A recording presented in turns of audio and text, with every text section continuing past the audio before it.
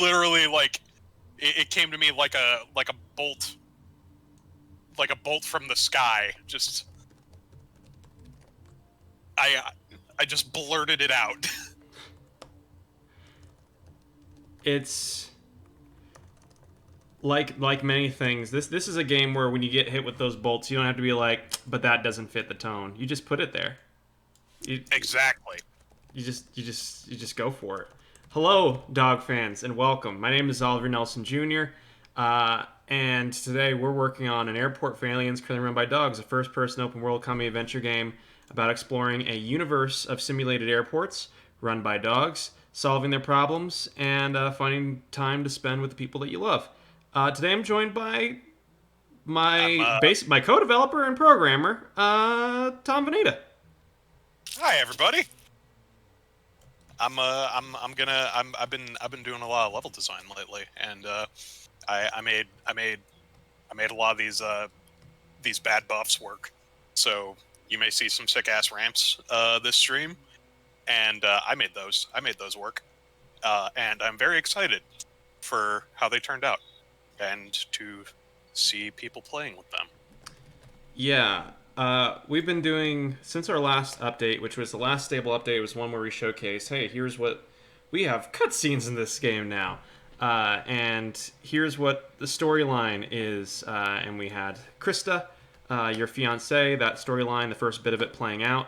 And since then, we've basically done a big old race towards alpha. We're gonna be at airport complete, and what goes into completing an airport in dog airport game is gonna be honest, a whole lot of pain. Because at first, you create the layout and you're like, man, this is a really sweet layout. I'm showing off Uranus right now. Uranus.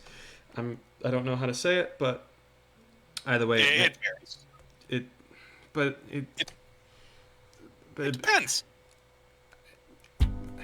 anywho, this is Uranus.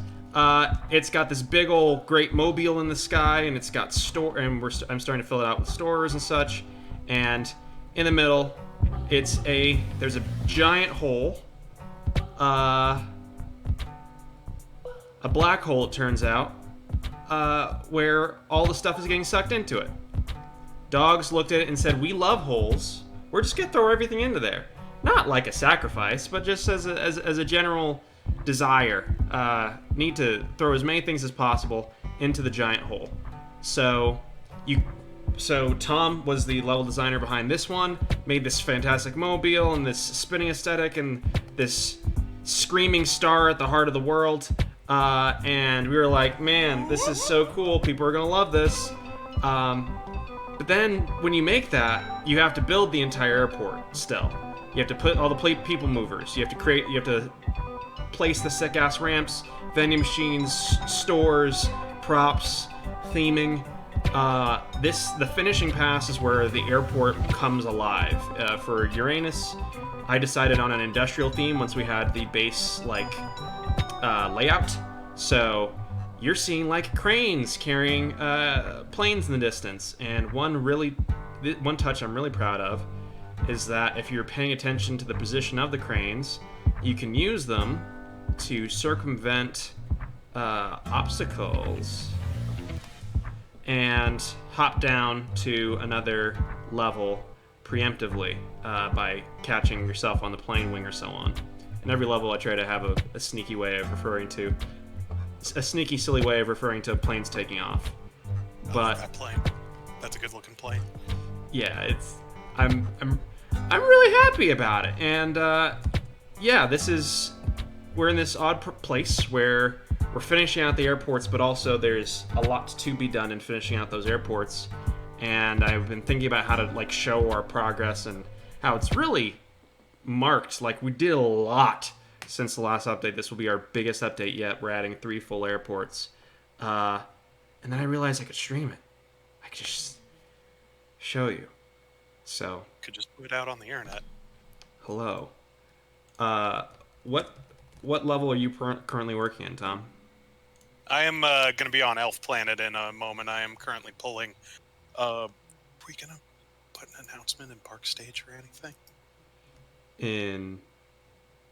Yes, I'm going to do that. I'm just I'm I wasn't just sure if we were just recording this. Or...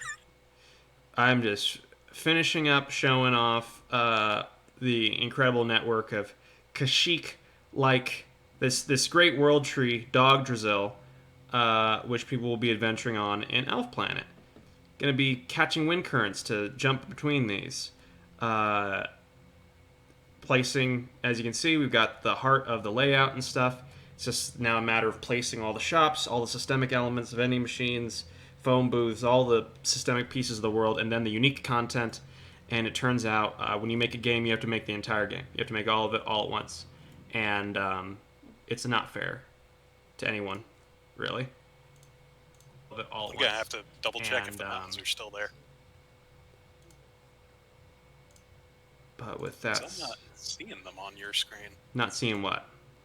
I'm not seeing the mountains I put in last week. The But that's an easy fix if they're not there. I just hope the is it? You think it's a? background- You think it's a clipping? It might be a clipping plane thing. Because I didn't think the scene camera had a clipping plane. it does. Oh, okay.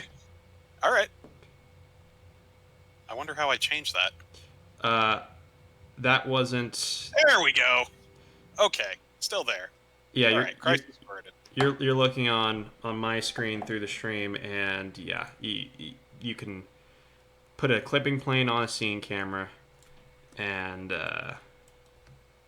find yourself being obscured when working on giant levels. Because it turns out these levels are huge, Very large. existentially A lot of ground terrifying. to cover. Gonna post the quick thing that we are doing this a quick live development session to the main Discord. So yeah, you're gonna just be placing buildings and so on. Is that the part of the pass you'll be doing? Yeah, I'm gonna. I'm gonna start doing layouts for buildings. I've got the signs in. We've picked out the aesthetic for the buildings. I'm going to get, let's say, experimental with building placement, and it may cause some distress. But I want you to know that I believe in you, and I believe in both of us, and I think we're gonna get through it. Is this the point at which I should add the tiny little ramps that can be turned off on the stores, the little lip, so that you can do some wild stuff in terms of people hopping into stores when they're placed in positions that they should not be placed in? I thought you said ramp, and I thought you were asking if we should add a toggleable sick-ass ramp to every store, perhaps to the roof, or just in some arbitrary location. And that also sounds good. But the thing you were actually proposing sounds far more practical, and that would be wonderful. Yes, thank you. I mean, I think that if every time I left a Target, I heard the first few bars of a Cityscape like riff going ding ding ding ding ding ding ding, and then I just kind of shot off on my journey into the stars, that would be a good day. You'd be pretty stoked. I would be very happy. It's a great day. It's a great way to start your day. It's a great way to end your day. It's a great way to end a life. It is a great way to end a life. Now, what if instead the converse was true, Mm-hmm. and you had to hit that sick ramp to get into the target? I thought you were going to say you have to hit that sick ramp to get into the afterlife, and I was going to be very into it. So you are presented with Hades or Elysium, and at that point, there's Hades tapping his toes, waiting to see what you're going to do, and you just have to hit that sick ramp jump to get into heaven, or you go to hell. So the Egyptians once believed that the process for getting into the good afterlife. I may be paraphrasing here, but depended on the weight of your soul, and really it turns out that's not actually the case. It's actually how good a kickflip can you pull. on the ramp over the river. I mean, if you can pull off a sick kickflip during life, you must have been enough of a empathetic and really punk figure to fight for your community and do what is right as a human being. So Hades gets the pleasure of watching you do a sick kickflip. You get the pleasure of doing a sick kickflip, and also it's a demonstration that you were just a good person all along. Yeah. I mean, look at Tony Hawk. Man is transcendent. If there's anyone who deserves to finally be recognized going into the afterlife, it's Tony Hawk.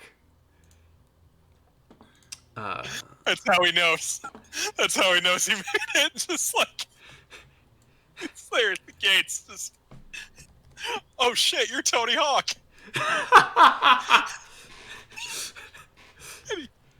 And he just breaks down.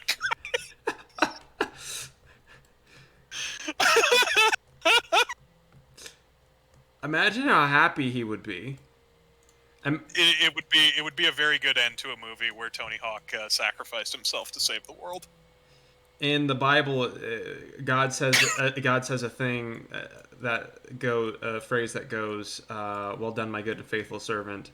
Enter into the joy of my kingdom." And I'm gonna be honest. As a Christian, that's a really good line. I'm not one to give God feedback per se, but oh shit, you're Tony Hawk is a really good contender for a second line. Optionally, in case said person happens to be Tony Hawk. This is what we in the narrative design biz like to call conditionals. And they become exponentially more complicated the more you do them, but you pull them out in very special circumstances. I also love the implication that there's a script. Like a telemarketer, God looks down to the left and goes like, "I'm sorry, you just really didn't get the heaven package. However, your card does qualify you for the Lake of Eternal Fire package. Does that sound reasonable?" Am I? Can I speak to a representative? Like a different representative. I am your representative, sir. I am the manager, unfortunately. Well,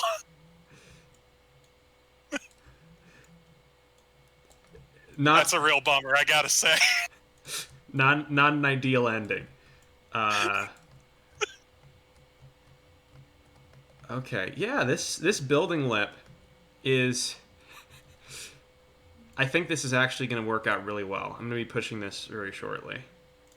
What's nice is we can also like kind of use it to lift these a little bit off of. Thanks for joining us, Quicker McWild. I'm glad to hear that you can do a kickflip, and that makes you a good person. I can't do a kickflip, so by my own standards, I could not enter into eternal joy, and that's a real bummer. I also don't have a driver's license.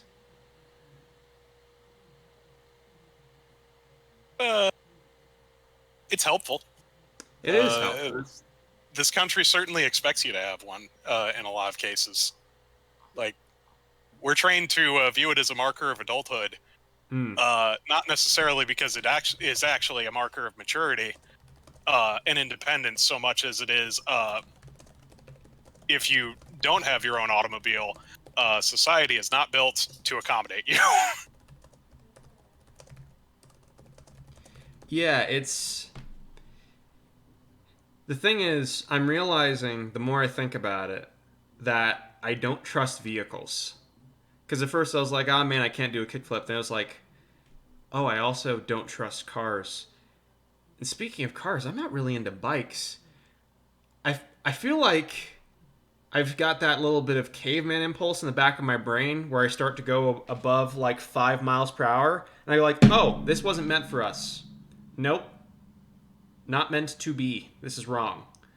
Uh, I'll take my own 2 feet, thank you." Ancient caveman instincts defining my ability to not use a car. My dog kind of has that impulse. Rodney, if he sees anybody on a scooter or skateboard or anything or a bike, and they are moving, uh, he views it as witchcraft, and he will start just flipping out. He will start howling, and I can't tell. I think it comes from a place of fear, but it's hard to tell because when he is upset and when he is stoked about something, it sounds exactly the same, and it sounds like somebody is being murdered, which is really convenient for taking him literally anywhere out in public. I didn't know this about your dog, but it sounds terrifying. It was an adjustment. At what point did you He's realize that his response to all things was the sound of a person being murdered? um, it was I think it was like within the first week of us getting him, because he was like that when we adopted him from the shelter. And then something That's a else really good happened. defense if someone gets freaked out when they hear him screaming. You just say that he was like that when we got him, as he's making the sound of a person being murdered. So thankfully we've figured out some cheat codes for this. Mm-hmm. The key is to present Rodney as non-threatening, and the quickest way to make a dog non-threatening is make sure they're wearing a sweater. No dog is menacing wearing a Christmas sweater. So this is just a non-issue from basically during the entire month of fall and winter, because we just put a little sweater on him, because we live up north and he's a short-haired dog, so he appreciates the extra warmth. And now when people see him, they see the adorable woolen reindeer on his back, and they say, "Oh, he's screaming because he wants to be my friend, That's and not because he's possessed." gonna be honest. Seems like a heck of an assumption on their end. I don't think Rodney is capable of murder sometimes, are you, Rodney? He's too tired right now. He can't even respond. If he did respond live and just start making the sound of someone being murdered again, you can always just say he was like this when we got him. He's always been making that sound. It was just invisible sometimes. Sometimes it dips into a range that humans can't hear. Just eternally screaming. According to Porach, they also have a deep distrust of vehicles, but for boats in particular. Which is interesting because for the few times I've also been on a boat, hey, welcome, Julia. The few times I've been on a boat, Hey. I have always been like, speed, heck yes, this is the right place for it. And I don't know why boats encourage, as soon as you put it on the water, I'm giggling instead of gripped with a sense of impending doom. Then again, I haven't tried to drive a boat, so maybe that's it. As soon as I get behind the wheel of a speedboat, I'm like, oh, this is bad. Also, an important factor.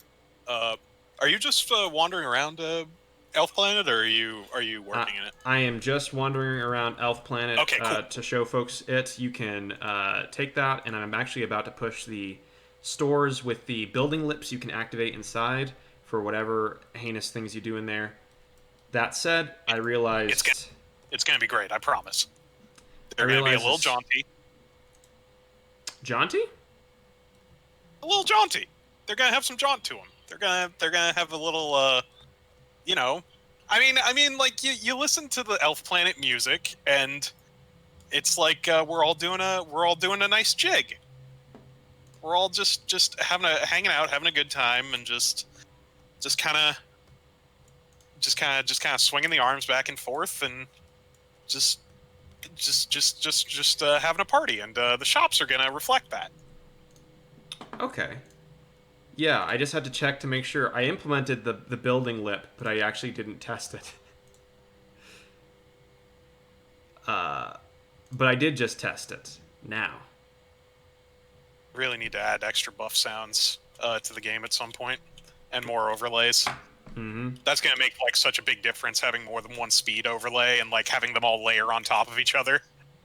So as you get multiple overlapping speed buffs, the particles just get more and more intense.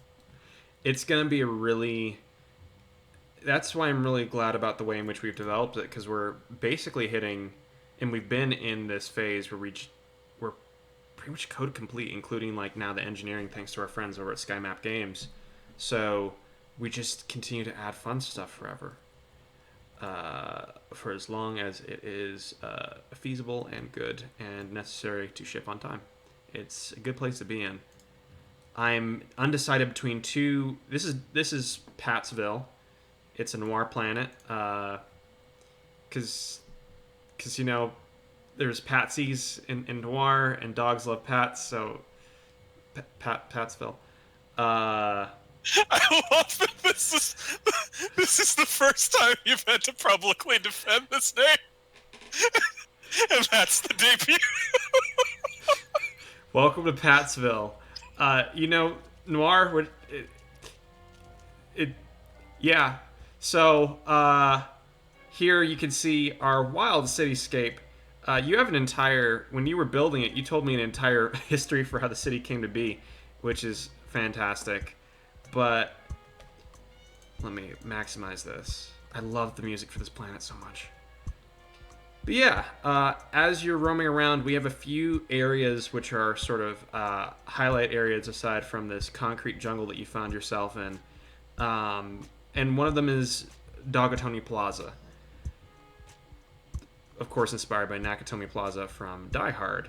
And I have to figure out what type of floor works best here for this arena. And I'm still mulling over two different flooring choices for what is essentially the extended lobby of a quite large hotel-like building, which you can catch an elevator to ride up all the floors and access all of the gates within.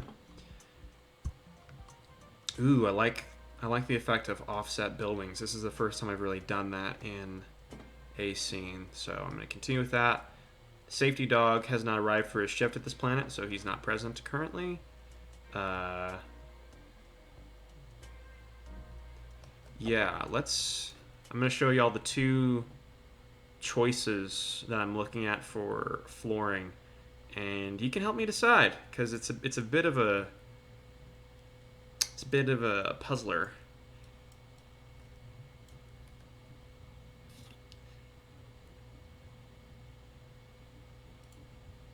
So when we go down right now, this is sort of I learned that a straight up wood texture, I want something a little bit atypical.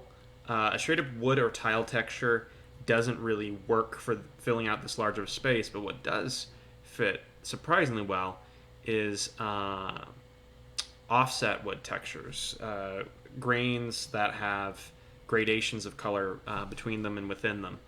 So we've got two that might fit. One is this sort of horizontal configuration, and another is this sort of tiles within tiles approach. And especially when you make these tiles suitably large, it is a really nice effect, but I can't decide between the two. So that's one, that's two. That's one, that's two. I'm undecided.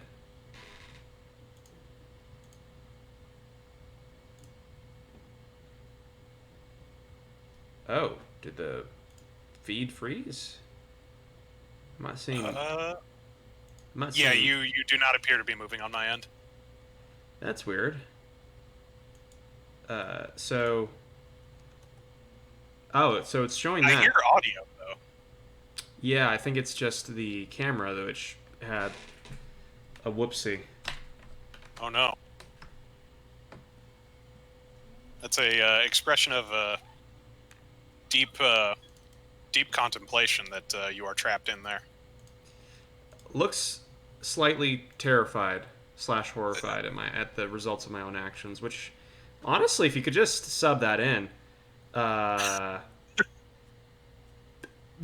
doesn't not sum up a great degree of my expressions. uh, It's fairly common, yeah. let's see. I Okay, think I've got an idea. So I've so. got that lone branch. Sorry, I'm interrupting. Oh, I was just gonna say, yeah, we've got these two sort of styles, and I'm not sure if I need more data to sufficiently decide because there's one last major piece of this uh, type of environment that I wanted to add before to make it complete.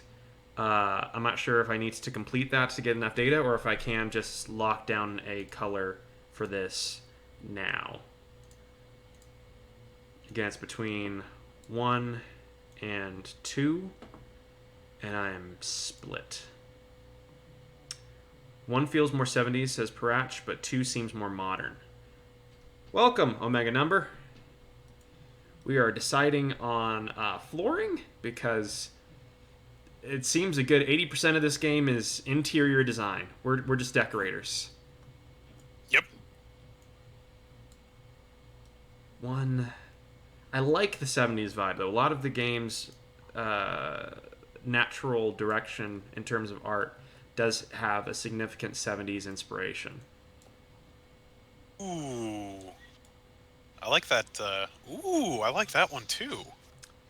Yeah, that's what makes it difficult, right? You can see a universe in which either one fits, but only one really fits. Only one's going to survive this.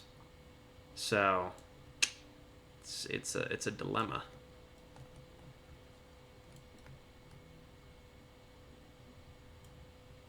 I think I like the fancier flooring. The kind of patterned, like lacquered looking one. I feel like it will. I feel like whatever happens, it'll probably take us further. Like if I put in the additional detail element and it clashes with that other floor, that floor is done. It can't work. But this lacquered floor, whether or not the big structural element I'm planning to put in just a moment works, I think it's the lacquered floor works better. So I might just tweak its smoothness a little bit more. Oh, is the bathroom its own prefab? It is its own prefab. Oh, that's why you were saying they don't have bathrooms. I thought the bathroom showed up randomly. Okay, I know where to put the single bathroom on Elf Planet. You're only gonna put one bathroom on Elf Planet? Maybe 2 bathrooms. One you have to ride an air current to. One We'll put a bathroom on the top. We'll put a bathroom on the. while you're trying to hold in a bowel movement, you have to hop onto a current of air and ride that train. Yes. That seems unhealthy. I mean, like, if we're being perfectly honest, they are dogs, and it is a tree. I don't. But also, I don't know they're what you're sanitary. getting at, and I don't like what you're getting at, sir. All right, I will discard that thought then. Let's be honest here. We've all been a dog at some point, right? Can't stand for that line of thought. Cannot support it. You know, that's fair. I will put more bathroom. You have convinced me. I will put more bathrooms in. I think Elfland. I think 2 bathrooms and 1 bathroom you can't access would be really funny. It's like a bathroom on another tree really far off. So if you combine enough buffs, you can catch it, but you'd have to be really trying, and there's no point because it's just a regular bathroom. But maybe that's an achievement. If you enter that trigger zone, we sent up an achievement that said the bathroom you cannot return from, because at that point there wouldn't be a wind current you could ride back. What if there's a quest where you do have to get to that bathroom specifically? That we could pull that off within our systems. You have to get a specific item from there. Just spawns Or in like, that bathroom. Yeah, or like you have to talk to a dog that happens to be inside of that bathroom. Yeah, I could get behind that. So this has ceilings. I need to make sure. Do all of our ceilings have textures yet? No. We're using the Marinara Trench ceiling texture for the ceilings here because it fits again, and it has a different profile based off of the player's experience in this specific arena.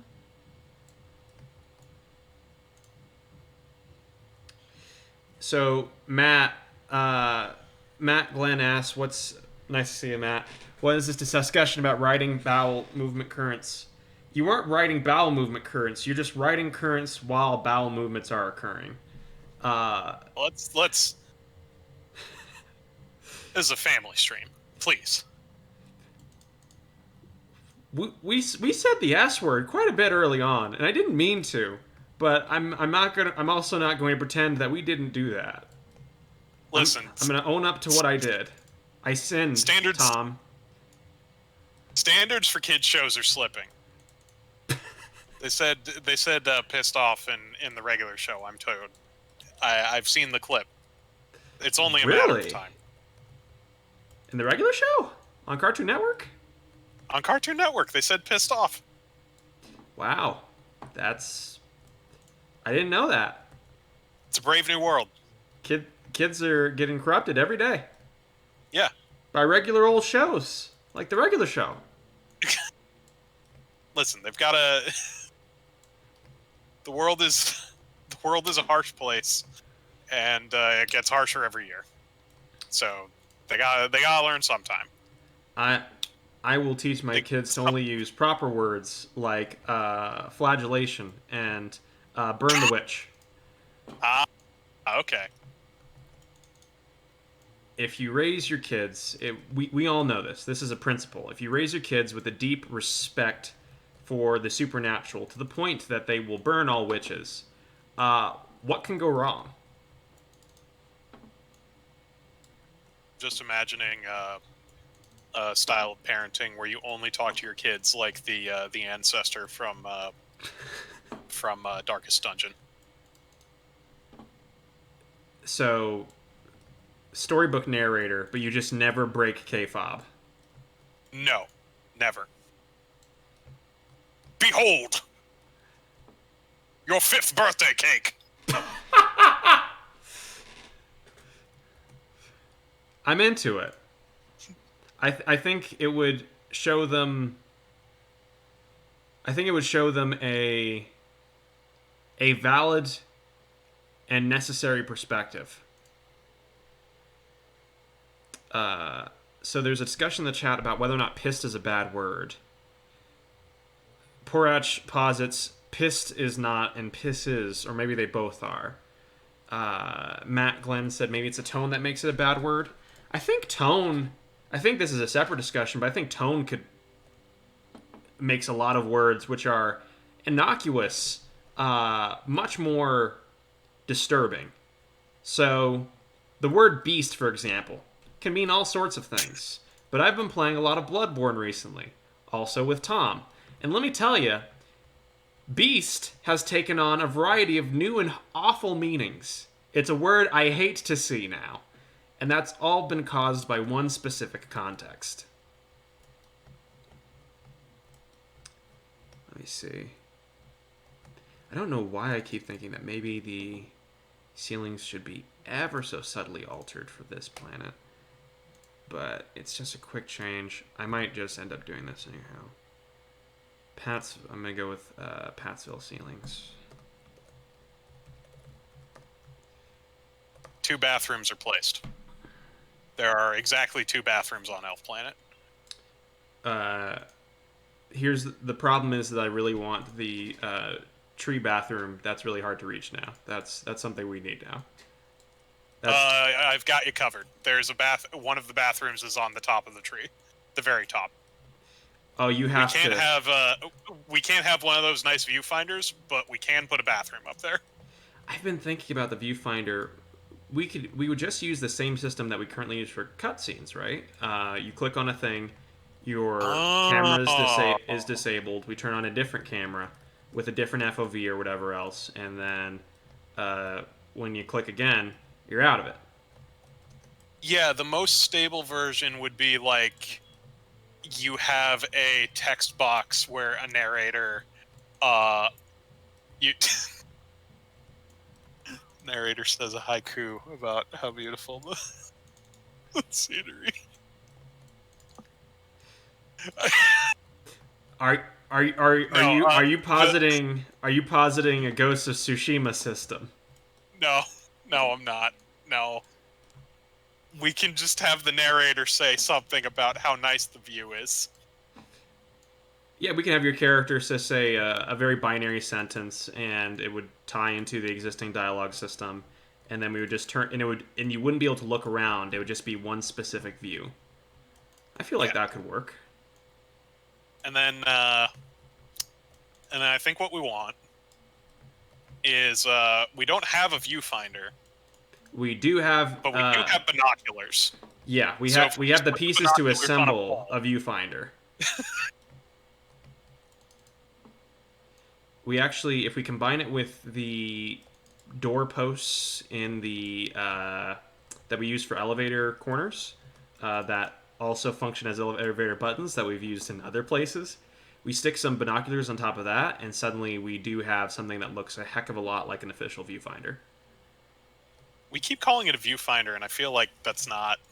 Coin-operated binoculars against Cityscape, clear vision photograph, binoculars, sightseeing, tower viewer. It sounds like you're an SEO machine. What are you saying?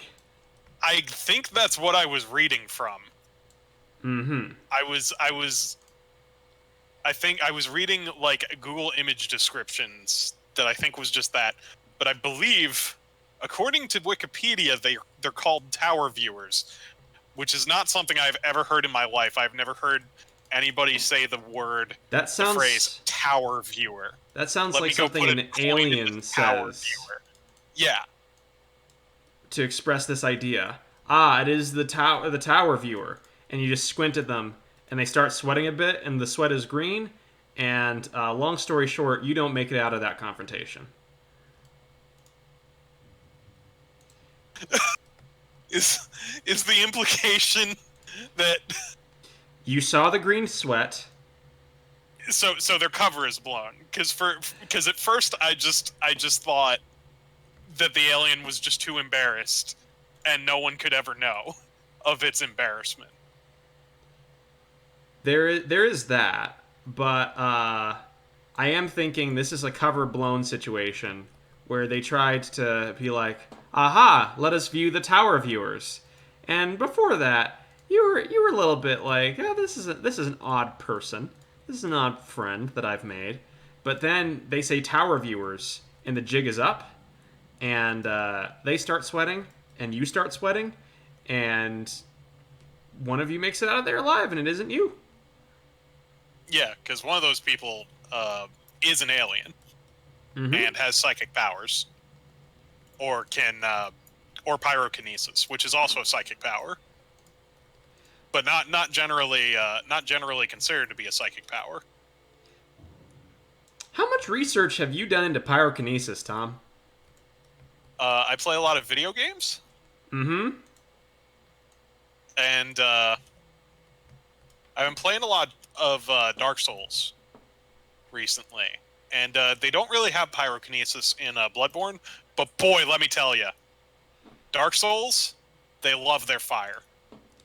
They talk about fire a lot. It is a, I hear it's a theme. It is a theme. It is. They like to talk about it a lot. Let's see. So all of these places now work. Yeah. So we've got this kind of gravel texture for regular floors, and for this office park slash general plaza. We have our lacquered floor for the nice structure we're going to build for Dagatomi Plaza. We have this park area, which will be filled with more greenery in time. We've got a nice little, very, very small mini suggestion towards some greenery in the middle of a city, which is very akin to a lot of places I've visited right here by Gate. Oh, buddy, did you... This is gate A1. Okay, I was about to say, are all gates automatically labeled A1? Was their name not changed? But the name was changed. We did change it. I just happened... A1 happened to be the first one I saw. Really, at some point, I should have changed it so that they update it automatically. But here we are. I never automated that system, and now we're going to pay for it for the rest of Dog Airport development. It's another 10 seconds. It's another 10 seconds of work. What else would you have done with those 10 seconds? Hug your family? I wouldn't have. I would. I don't believe in hugging families. Boom. There you go. Controversial opinion, I know. Shigeru Miyamoto once said, a bad game released is bad forever. But a bad game crunched on for 6 to 12 months.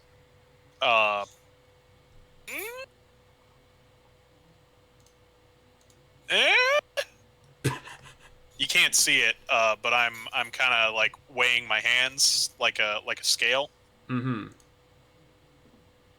If there's anything I know about Shigeru Miyamoto, it is that he loves scales.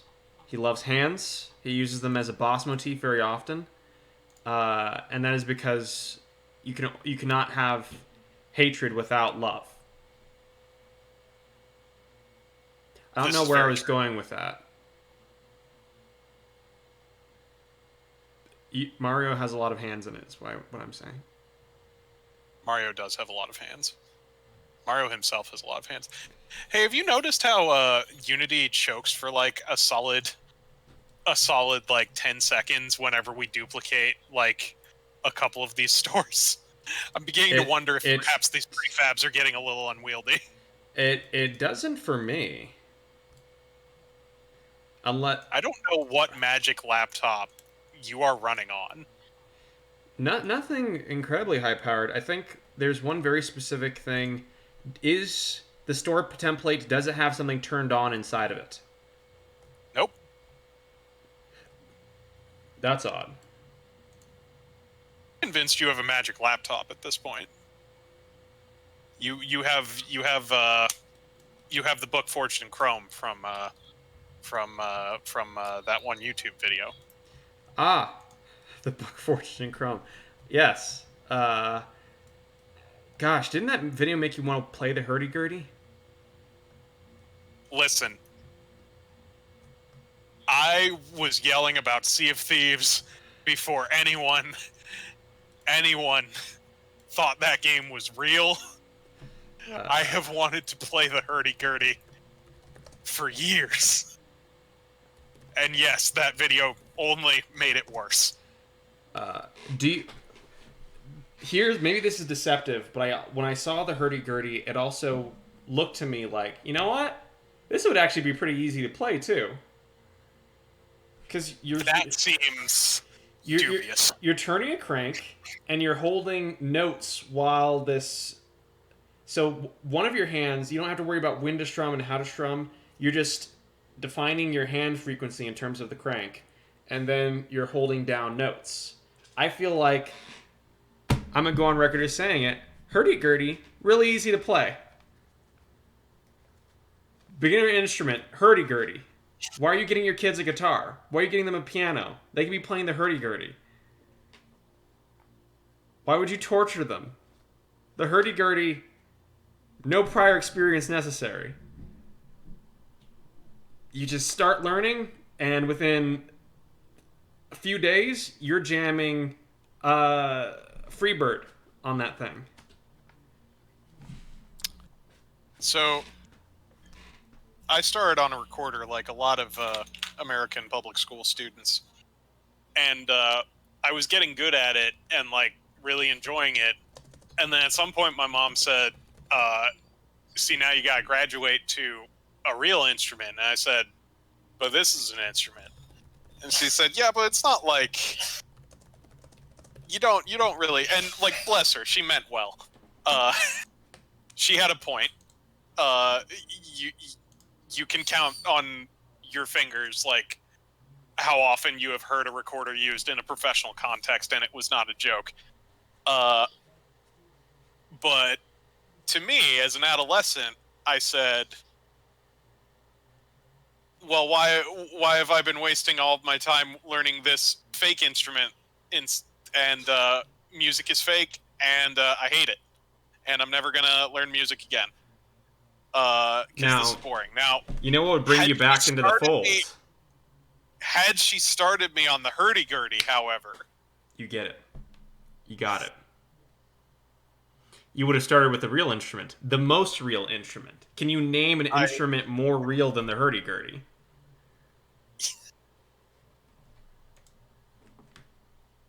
I love that statement just because the name hurdy-gurdy is so fake. Everybody calls it the hurdy-gurdy, but is it actually called the hurdy-gurdy, or is it a... I'm certain it's called it is actually a hurdy-gurdy. It is called a hurdy-gurdy. Yeah. You would think at some point, here's one to strike against hurdy-gurdy people maybe, their arrogance is such that they named an instrument the hurdy-gurdy and at some point didn't come together to decide on like a real name to be used in professional contexts.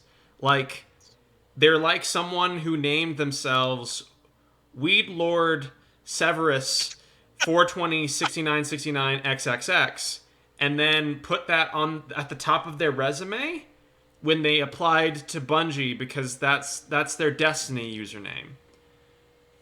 That's... They were named after the the bravest man I ever knew. At some point, they didn't make the decision of, hurdy-gurdy, that's our internal name, but for everyone else, it's going to be called the vibrato mandolin. The project code name for the hurdy-gurdy. Okay, so I have a theory on this. Mm-hmm. Matt Glenn also posits that the hurdy-gurdy looks really complicated, so maybe it isn't as uncomplicated as we're saying it is. I mean, you can say that, but also we can say the other thing. So who's to say what's right and wrong? This seems like a dangerous slope to go down. It's perfectly fine. We're just talking about instruments. Absolutely. There's no way this can escalate. It could never be taken out of context. Nope. Matt Glenn also said it's called a wheel fiddle 2 according to Wikipedia, but that's less fun than hurdy-gurdy, so I reject that reality. I agree. Yeah, that's a garbage name. Also, it sounds like something that everybody's like, hey, what's the professional name for the hurdy-gurdy? And your weird uncle says, it's a wheel fiddle. And everybody's like, okay, not that. What do we actually call a hurdy-gurdy? I don't... We need a name for the hurdy-gurdy, and no one will give us. The hurdy-gurdy will never get its proper respect in American society until it gets a good name. This is a branding question now. Here's my take. Mm-hmm. I posit that the hurdy-gurdy is a perfect name for the instrument because it belies the humble Gertie's proletariat origins. What? It does not need some bourgeois name that makes it sound like something that belongs in an orchestra, because it doesn't belong in an orchestra. It's music for the people. It is the organ of pirates and freebooters. It's the people's instrument. Therefore, Yeah. it should have a name that's as dumb as humanly possible. It should just be a patently ridiculous name. Yeah, everything throughout history that has been made for the For the people, by the people. For the working people has had the dumbest name possible. It's always named something ridiculous like Dipsy Doodle and Yankee Dandy, and it's always a weird rhyme, and yeah, this is just how it goes. This is the dipple chord. Great. The dipple chord. Fantastic. The thing is, it strikes me, at some point someone had to have come up with a different name. I'm looking through all different textures for these building exteriors because pink is our temp color. It screams temp. We need something for a noir planet, and this is something where I'll open the floor. We need to figure out what the internal walls of all the buildings look like, and what their exteriors look like, because it's going to be universally applied, and how you can see how this works in other good planets is places like the Marinara Trench. In the Marinara Trench, I did a lot of research and soul searching, and I came upon, to contrast with this flooded desert planet, Southwest inspired, I chose these really nice yellow brick walls and tiled blue surfaces for the exteriors. And it works really dang well, as you can see, for places like the briefcase outlet. It just looks real nice. We need whatever that combo is for this. And the blue works really well because it contrasts with the yellow and with the red of the ocean and of the natural red of the tile and the floors.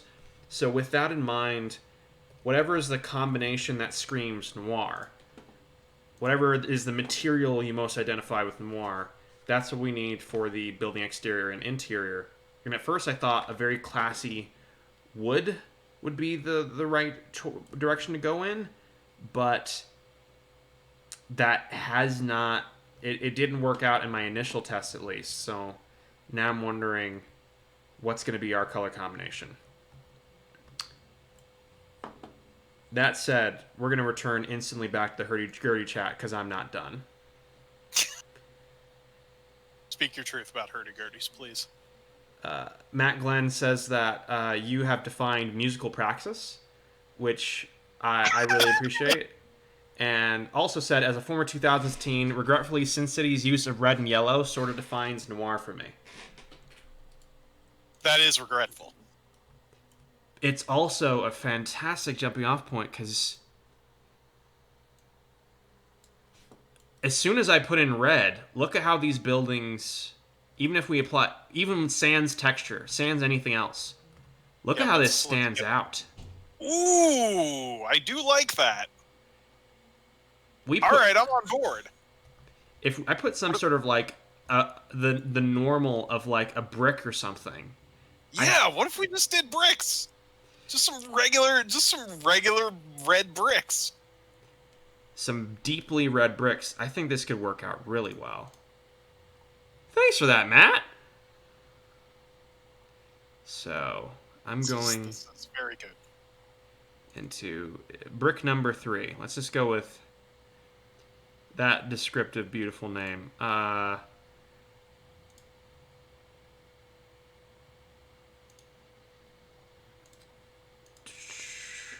Okay, I figured out a template for shops. A long time ago, you mentioned kind of buildings being arranged in circles around fountains or campfires or something. You mean in on Elf Planet? Yeah. That was a totally different design era. Well, we're bringing it back. Okay. We're bringing it back, and it's going to be great. What have you found? A great way to fill space is to because we have a lot of space on Elf Planet, and I don't want Elf Planet to feel heavily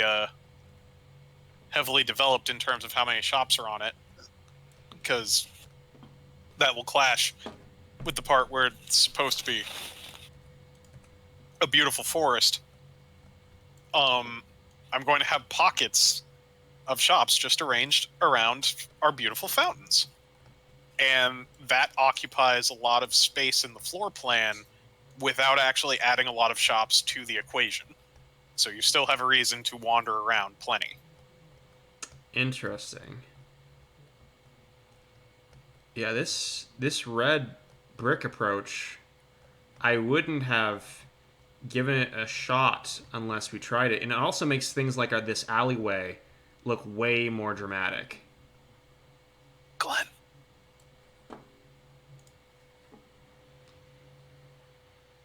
Good night to you.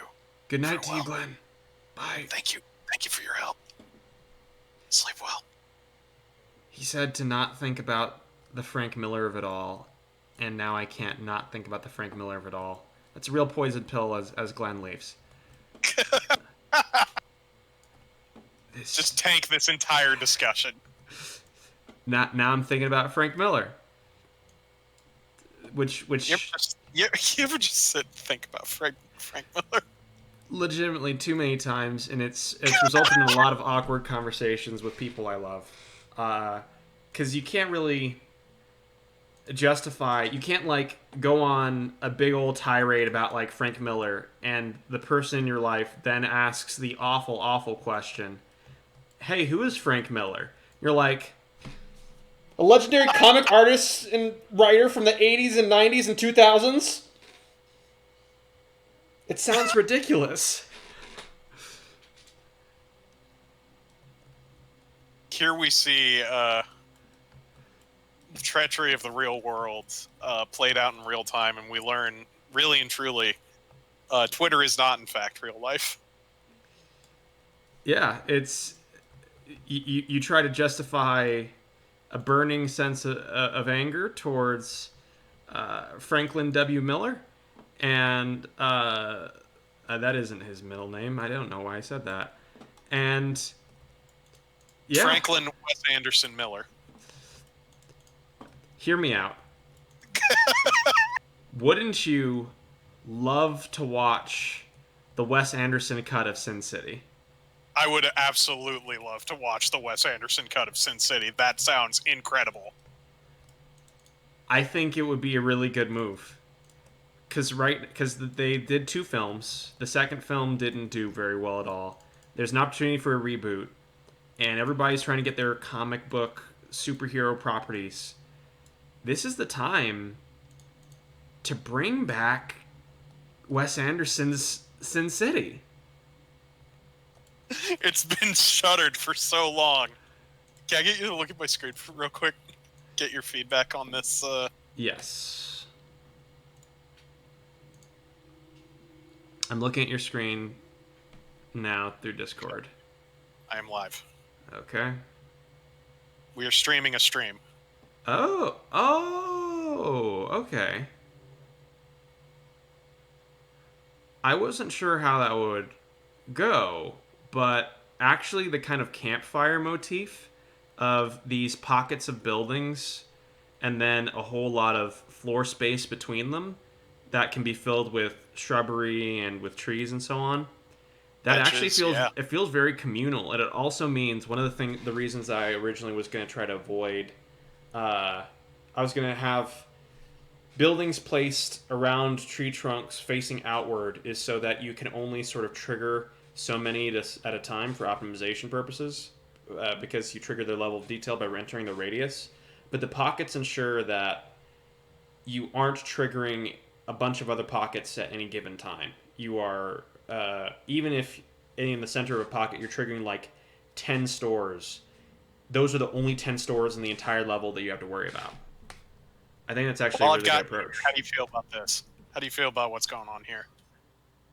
I have made known to you my opinions about what you're doing with buildings on tree trunks, and I stand by those opinions, and I'm still very upset. Perfect. You forgot to put the building lips. I know. I'll get there. That was good. Thank you. So, Rodney, I gotta go get your dog bed, so you don't have to be dragging these blankets around to lay next to me. I gotta go up and get Rodney's dog bed so he can lay on his dog bed. He's a sleepy boy. I will see you when you get back. He wants to hang out while I'm working. I will be right back. Oh, he flapped. Do you have anything to say, Rodney? You may have heard him sniff briefly. Okay.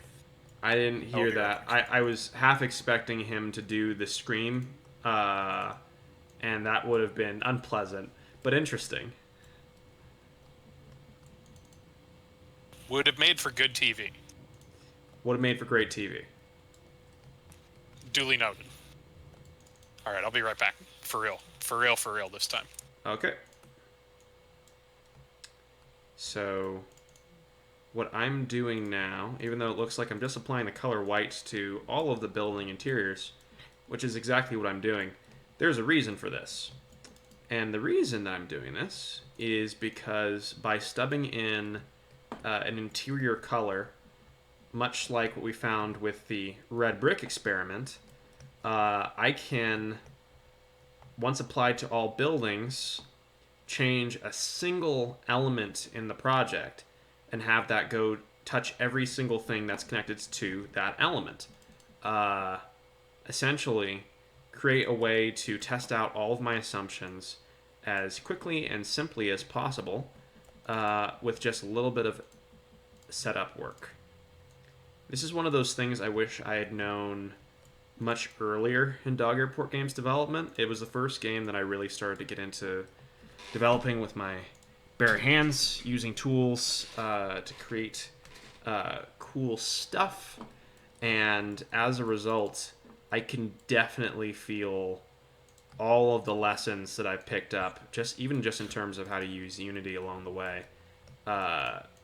Because, good gosh, I have made mistakes. I come back and the first thing I hear is I've made some mistakes. It doesn't not fit. How's Rodney doing? He's doing great.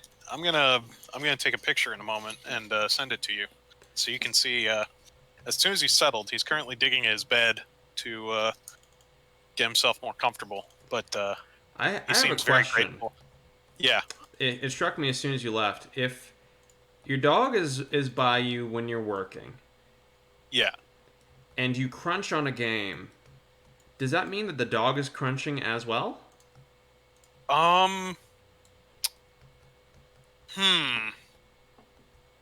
That's an uncomfortable thought. I don't like the thoughts of dogs crunching on games, but it does cause one to question the labor practices of our medium. It really does. Imagine as a boss saying, I need you to, like Ebenezer Scrooge, you're going to need to work another 75 hours this weekend. The game must be finished on time for the holidays. And then you see a small dog drag in the back of the Zoom call, drag in its bed for another shift in the game mines alongside its owner. Oh, yeah. oh, no. Wouldn't that melt your heart? Wouldn't that make you become a better person?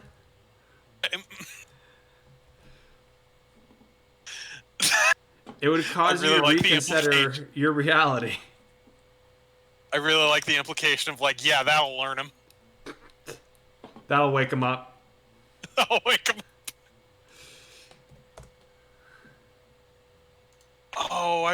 Oh, these are not actually perfect. Oh, I've been rotating these on the center instead of the pivot this whole time. It's fine. But it actually kind of worked, which is weird. Does it? It doesn't really. That doesn't really matter as long as the placement is good, unless you're doing something really bad. Fine? It seems fine.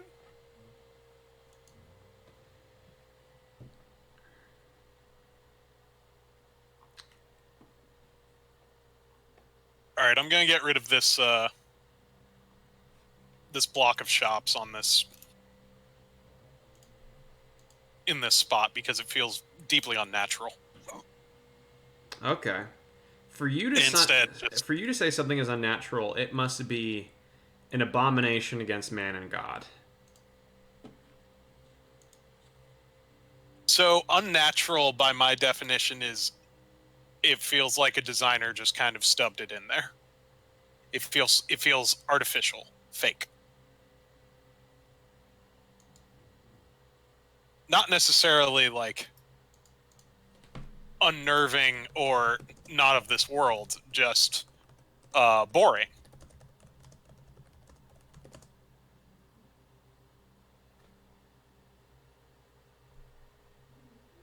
Okay, so now I can just duplicate the shop circle and rotate it a little bit, move some of the shops around, and we're having a great time.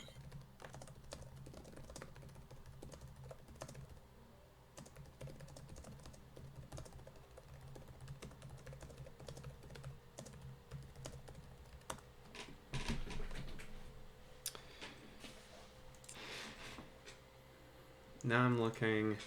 I'm searching through textures again to think about. So we've got the red. Now I'm thinking about what's the for the internals. I do almost want a tile. I want something very classy, kind of like what we've got in our bathrooms. We have this very nice tile arrangement that I'd like to echo a similar effect for the rest of the project. Speaking of the rest of the project, reskimmable geometry. Oh, shoot. I did not realize I still had...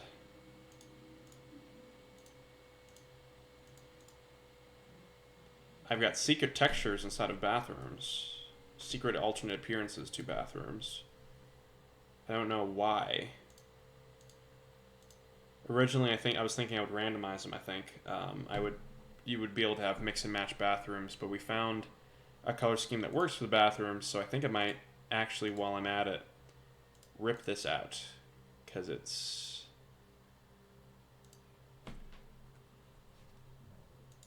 not necessary. Good. I think I'm going to make the annex the mall segment of Elf Planet. That feels appropriate, and that'll just make it all the more appropriate when I eventually tilt the annex 10 degrees, because it's just got so much extra weight on it. What do you mean? I thought we were not going to tilt essential level geometry, so we didn't mess with the way people fundamentally see their reality. Thought we were going to not do that. But what if we did do that at some point? Wouldn't that be a cool goof? The fact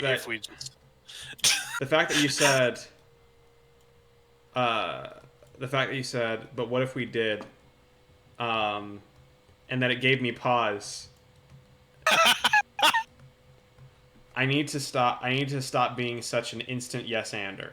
I feel that this would be a negative experience for the player, quite potentially. I would be very, very, very wary of this. Or you are likely correct. Because, I mean, on one hand, uh, I think it would be a good time, but would it be a time that did not leave you deeply uncomfortable? Like, especially if it was imagine if it was an angle rotation that your brain didn't really pick up on. It was just enough to feel wrong. That would be awful. I may have. Oh, okay. Whew.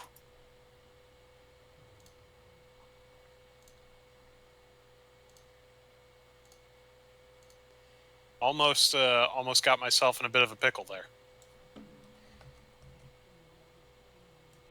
I deleted some shops, and it deleted the geometry for all of the shops.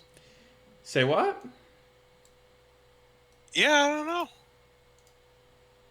Also, turns out the shopping center is going to be on the bottom deck. Okay. Oh, I gotta make Baba Yawdog's branch too. That is Gotta do important. that at some point. Hello, vagabond dog. Is there a dog named Vagabond Dog? There's somebody in the chat named Vagabond Dog. Oh. Hello, Vagabond Dog. Uh, we're doing well. We're making the interiors and exteriors of our noir planet, Patsville, because noir has patsies and dogs like pats, so it's Patsville. It's Patsville. Uh, we just found that red brick is a really good striking color for our procedurally generated storefronts. Or procedurally generated range of shops. So right now we're just trying to figure out what is a good complementary color for all of the building interiors on a systemic level, and that might be a little bit trickier because the exteriors are still, as opposed to the exteriors, which definitely want to be noticed. You, for the interiors, you want something that is noticed, but you want something that feels comfortable and good, but is not noticeable, which is a horrific balance that developers have to try to apply to too many things all the time. It's really just unfair. It ain't right.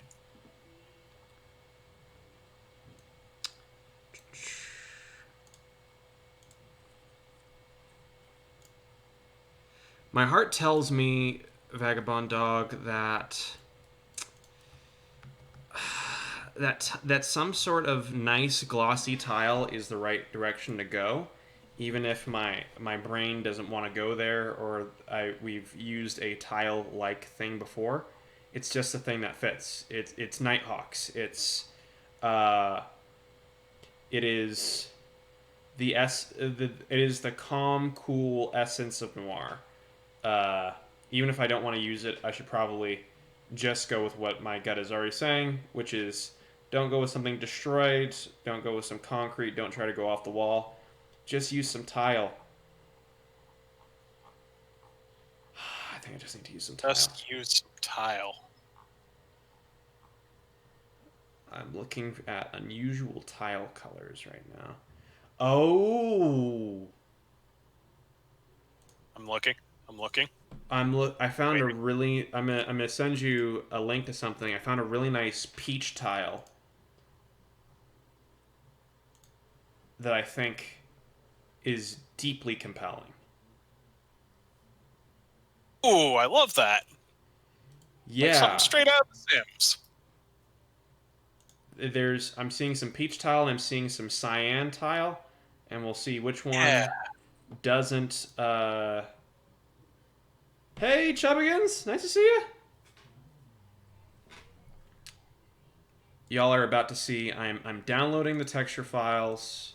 We're gonna do some experimentation. We're gonna do some systemic propagation. Gonna make a whole bunch of changes happen on a wide scale, very quickly, and see what happens. Inside of this store, let's make sure that this is always a record store.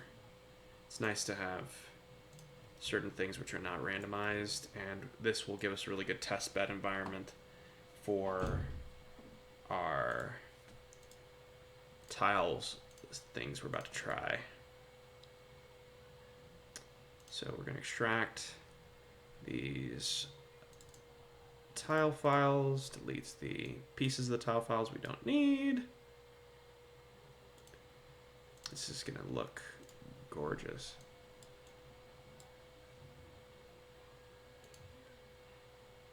So our first tile option is tile 29, which is a gorgeous and romantic blue when contrasted with the yellow and brown, almost Batman the Animated Series like skyline. This blue seems powerful. I'm going to change some things in terms of its scaling, make the tiles bigger on the wall, but I'm really into the effect of that already. So let's see, should we change the smoothness? Just a tad.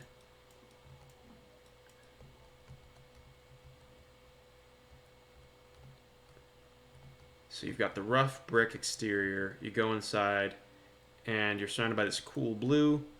I wish there was a way I could change the intensity of this color. I can make it darker, but I can't make it lighter without altering the base texture itself.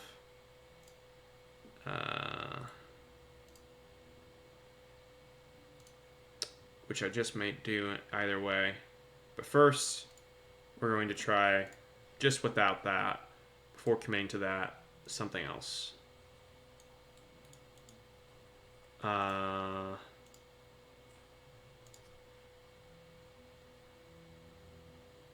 Tiles can go checkerboard.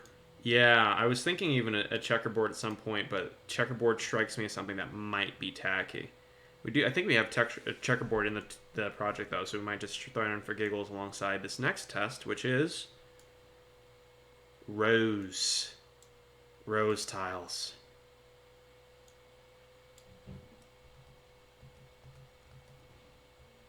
This is basically a color variant of the previous texture, and it means that our planet is very red. But I am gonna make sure this is always a meat restaurant. It's very red, so I would like some contrast, but on the other hand, this is a really nice combo. Huh. Let's see, what if I altered the color through the Unity color wheel itself?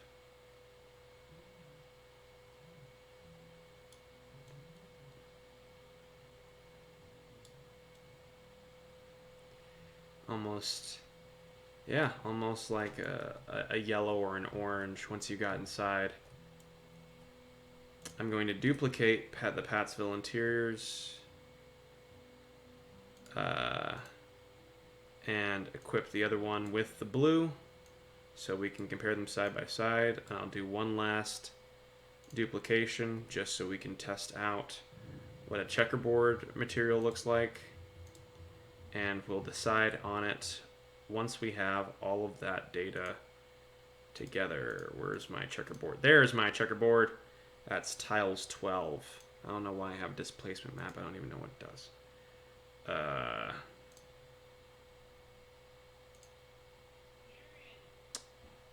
Patsville Interiors 2. I'm gonna look up tile. I just realized the the sign for Boar Kids is a hedge that you've just flattened. Beautiful. It's called innovation, Tom, and I'm not gonna be ashamed of doing it. I mean, I am not. I applaud you for what you have done. I appreciate that. I'm just doing my best. There we go. So we have Patsville Interiors, checkerboard. Let's see what the checkerboard looks like. We can't just instantly try the checkerboard because it's a different material entirely. Whoopsie.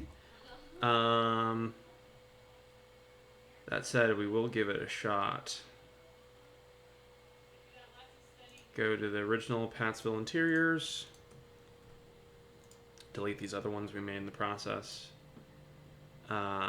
So we figured out an orange is a really good checkerboard. More work, so not worth it. Says Vagabond Dog. That's the thing. We're gonna do it. We're gonna do it right, and it's not that much more work. So why not give it a shot? Ooh. Oh no. I actually kind of like.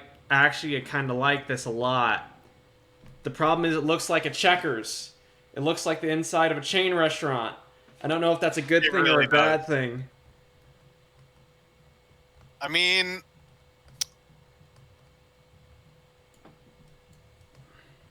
it feels. It feels okay.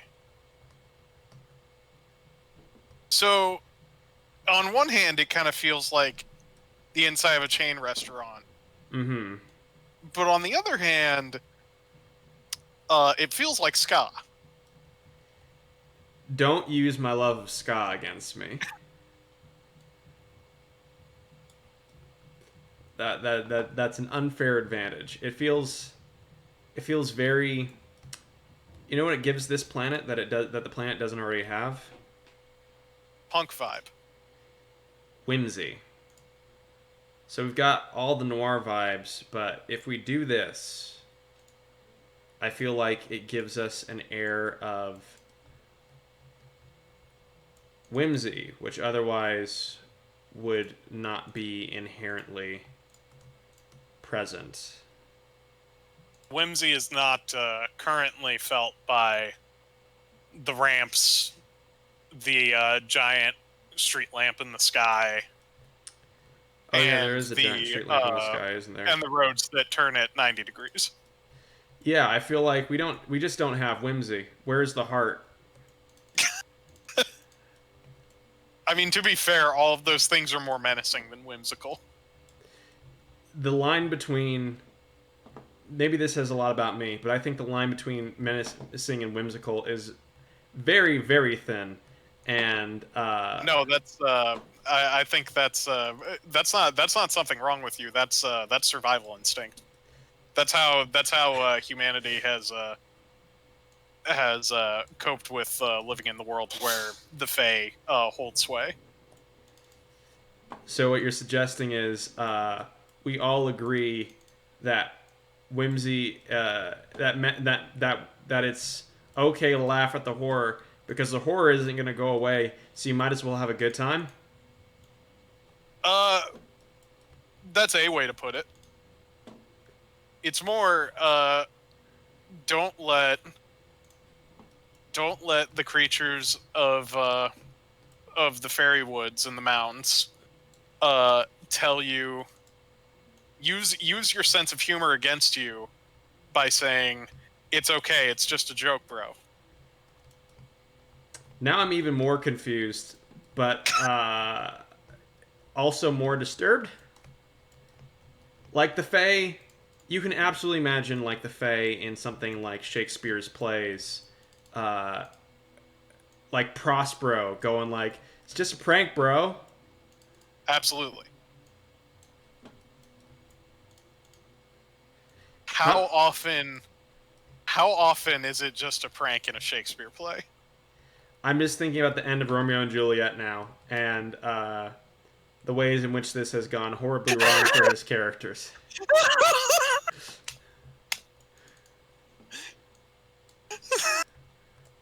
Romeo wakes up from the slab on which he faked his own death, looks at Juliet, a single tear rolls down his face, and he says, "It was just a prank, bro," before stabbing the dagger into his heart. See, the thing is, like, the problem is all of this simple miscommunication could have been solved by the friar just doing a little bit of communication work. But the problem is the friar was in fact just doing it for the vine. So The friar, I'm not super up on Shakespeare, but I will, from my experience with Shakespearean media, I'm often I range from deeply disappointed to deeply upset with every single one of his friar characters. They hurt people on purpose. Oh, Vagabond was saying checkerboard peach and blue. That would be more work, so I'm not going to do that. Vagabond Dog also says they feel bullied by Whimsy, and that's an appropriate perspective. Whimsy can be turned against you, which is another thing Shakespeare's plays are often about. A bunch of people doing it for the vine and getting into odd shenanigans. Ooh, slightly green checkerboard has an interesting filmic mood to it. Huh.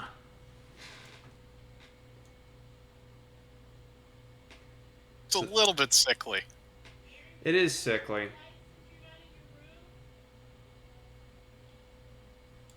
If we go with pure white, I feel like pure white checkerboard doesn't. It feels flat.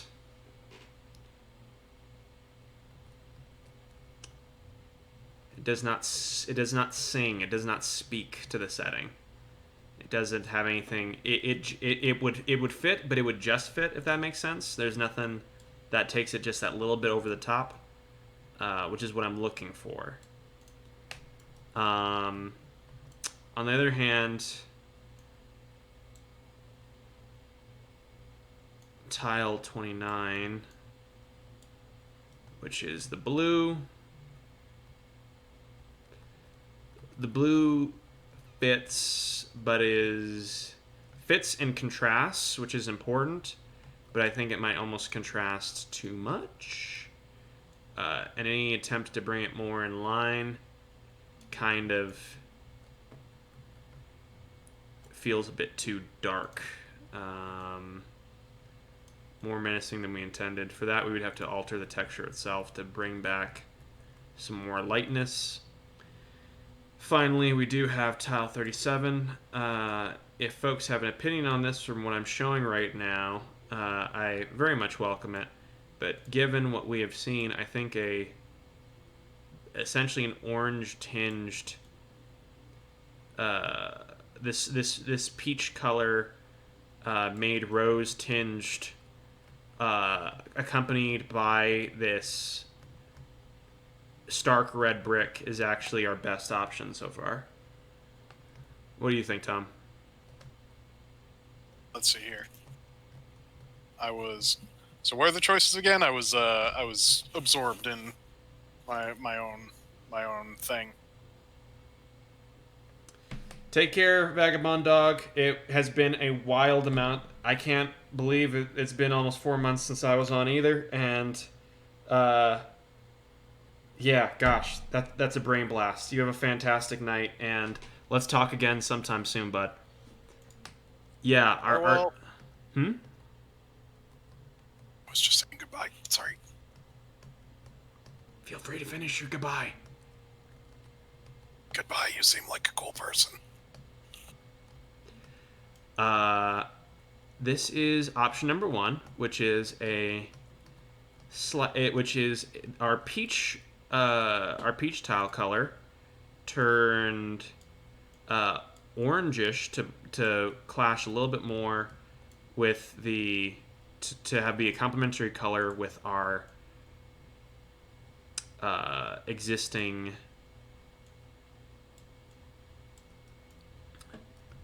red stark brick. Mm. We've got a unaltered blue, which would be pulled ever so slightly in... Which direction would it be pulled in?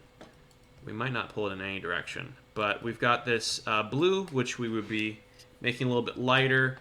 We bring it more on the, I actually like the purple-ish end of the spectrum. It contrasts with the red, but we will have to manually alter the texture, the albedo texture, because just to bring more lightness into it, because it's naturally just a darker color. Finally, once you get past the contrasting blue, which might contrast too much, we have our checkerboard tile arrangement, which is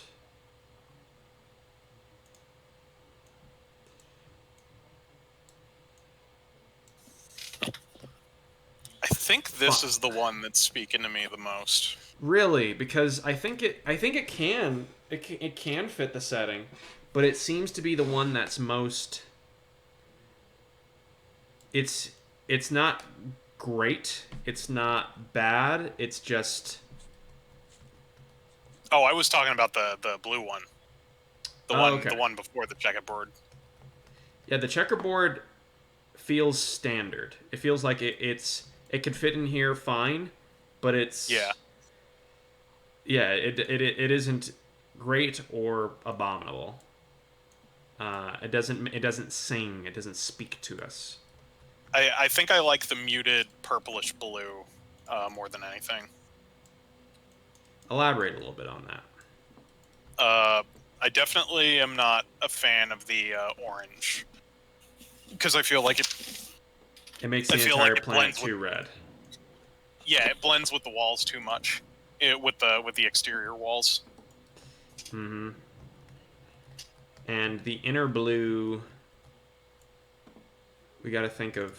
I'm gonna need to go into the texture and explorer and do an alteration of it in GIMP, so we can transform it to be slightly lighter. It just needs a little bit... It needs to be a bit more...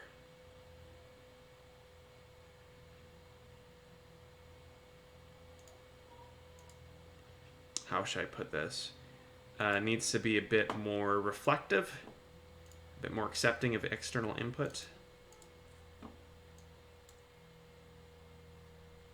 We need to alter its identity. Change what it is on a fundamental level.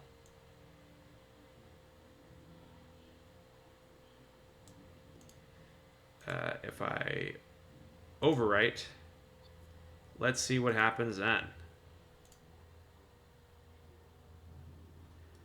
Oh, yes.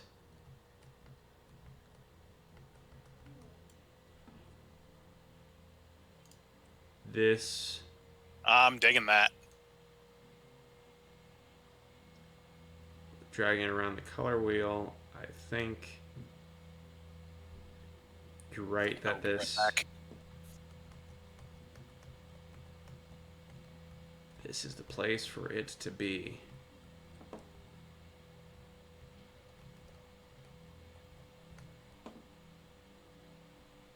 It feels noir, but also unusual, which is exactly what we were going for. I think we've got our winner, y'all. And that was longer than I thought it would take, but this is...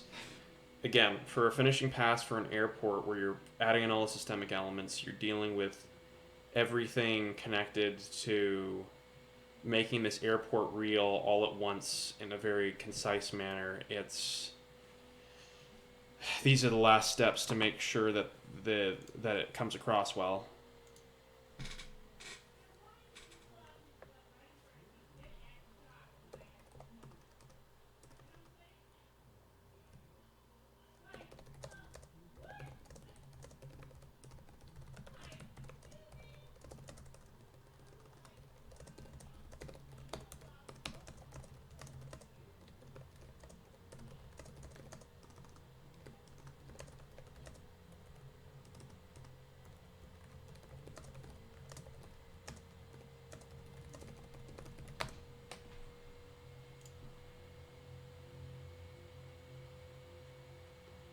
Keep well, follow your gut, and hype, hype, hype to play. Thanks so much, Vagabond Dog. You have a wonderful night. I'm really, I'm really happy with this first pass on this place. It needs more materials work, but this is the time I think to build that structure I was thinking of. The almost Mall of America like um, atrium that leads into this. So I'm going to do that now. Go ham.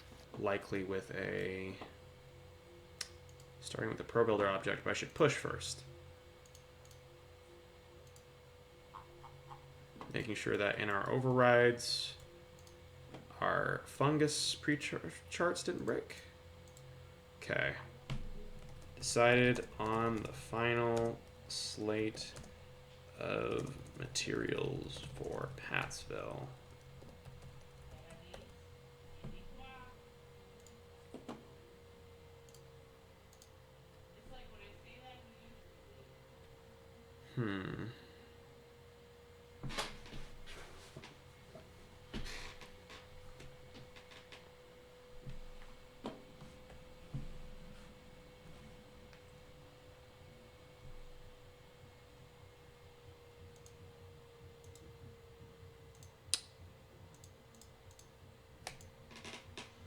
So we have our buildings, we have our foundation. I'm going to create a new shape in Pro Builder, which is, we're going to start with a cube. And we're going to alter this cube to be something very specific. Thinking about 1, 2, 3, 4, 5, 6 lengths across. We'll see. Oh, that was a mistake. As an object, dragging it around and down. We might just make it 5 across. So we're 5 Unity units across for whatever this thing is that I'm making. We're going to extend that down to the ground.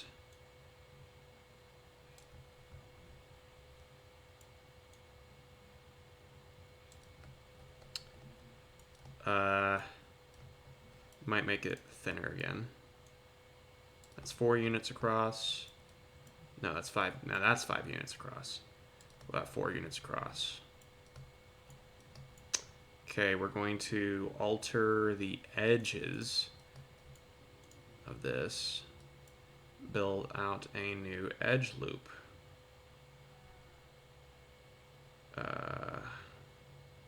Insert edge loop. Okay. We're in business. To an edge loop, 2 things down. Take this wall, we're going to extrude it.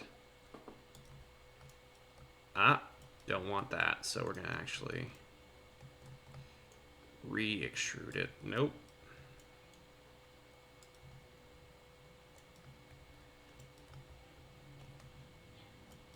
Might need to make this all thinner again. What I'm intending to do here is have a what I'm intending to do here is have these long structural things which break up the space and which do present this as being a legitimate entrance into a larger structure.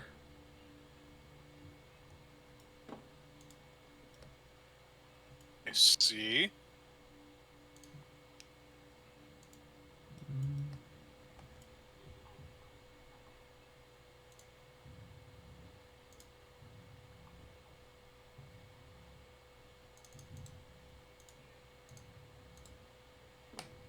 Cube. Where is this cube in our hierarchy?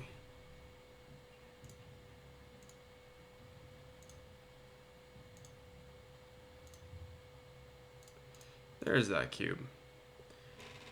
Has it been built? Mm-hmm. So Ah, I'm gonna call it atrium row.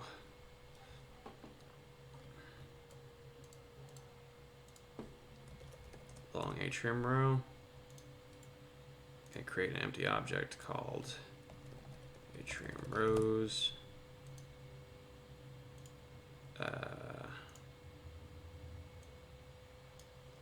And build this thing across.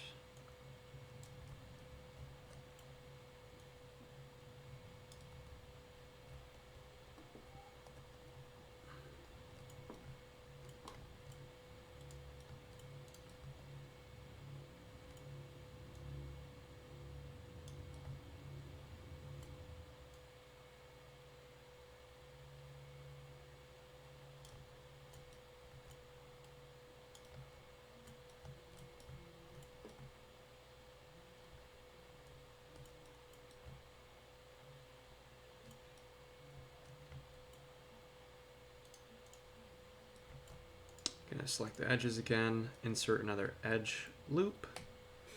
But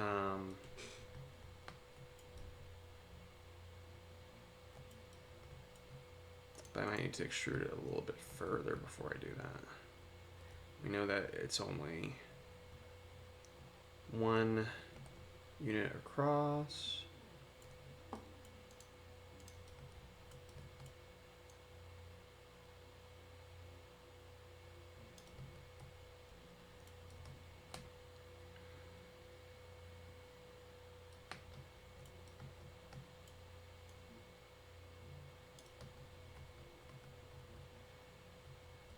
oh, I've been trying to talk and my mic's been muted this whole time. I am the fool. Well, what is up? Hello. Hello. You are now heard.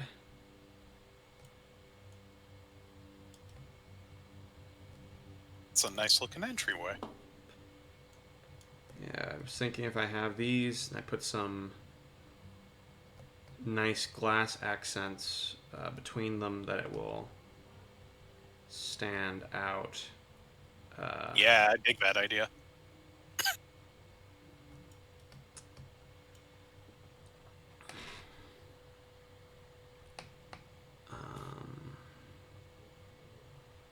Let's try inserting another edge loop here. This is a little bit dangerous. But if I get this right, we're going to be cooking with gas. There we go. Move the edge loop here. Now, I know a lot of people talk crap about Pro Builder, but nope. It is genuinely a mixture of 3D modeling and level design software. It is incredibly like my brain can understand it. I've never had that with a piece of software like this before. I understand all the reasons why it's not like the quote-unquote professional thing you would use for level design, but it has made Dog Airport game possible. So, that's a point in its favor. Oh yeah. It's since I have taken the plunge on it, I have come to view it as an extremely fun and versatile tool for just like getting stuff running very, very quickly. Way faster than I would have through any other means. If you're on a team, I think the ideal situation, if the goal is polish, is how is pairing this with a uh, pairing this with a team that has a level designer. Oh, it has environment artists. So you'll have your level artists block out all this stuff, and then you can have someone bring in really fancy shapes over like all of the really hard stuff you figured out in advance, which is how big is this thing? What does it generally look like? What is the vibe it gives? How large is it comparatively? And so on and so on and so forth.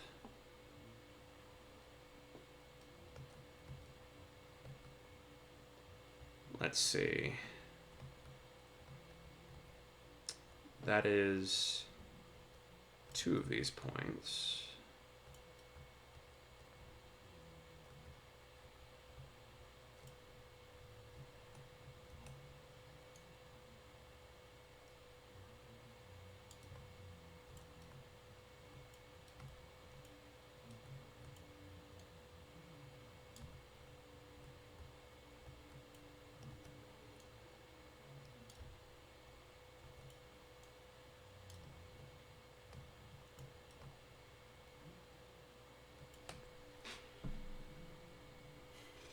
I have an idea that may be bad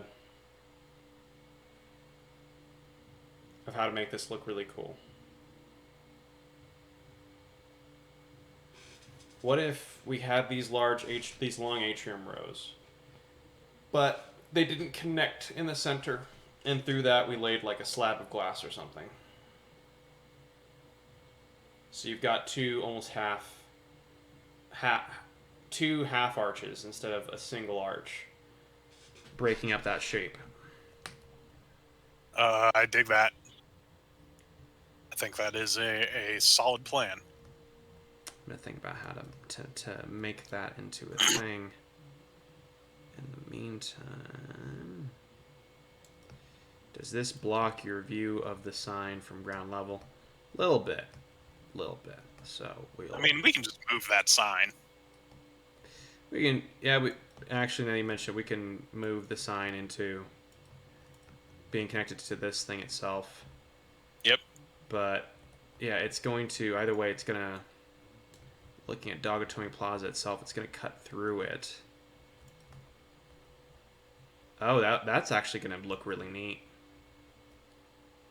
If it doesn't block our elevator, you're going to be either at the top or going up and down, and you're going to see it sort this grid lattice work below you.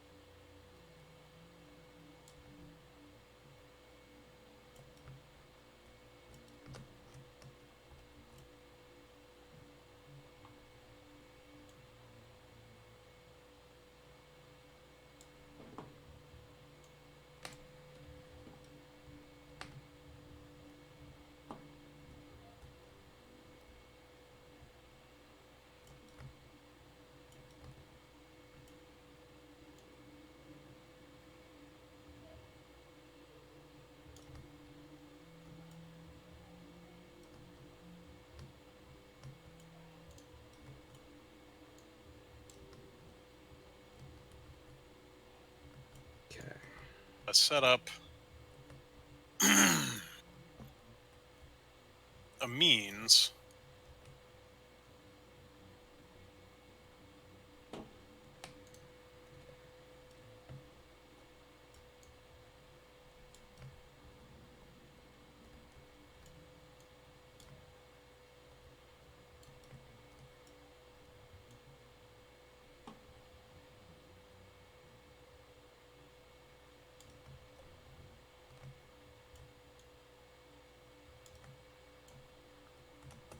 Gonna mark these all as static.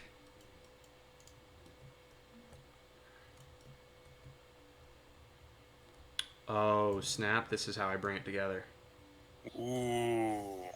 I just looked over. This is looking nice.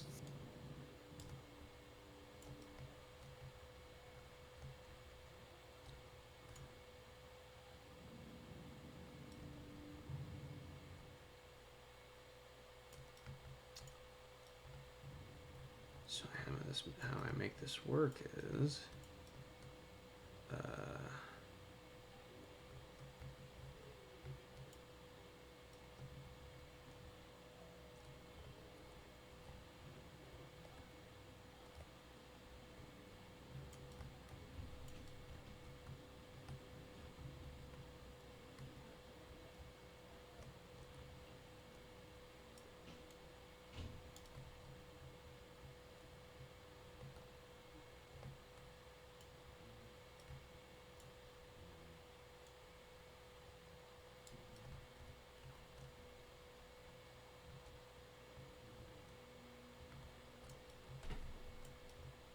can't Z fight if your Z axes matched exactly.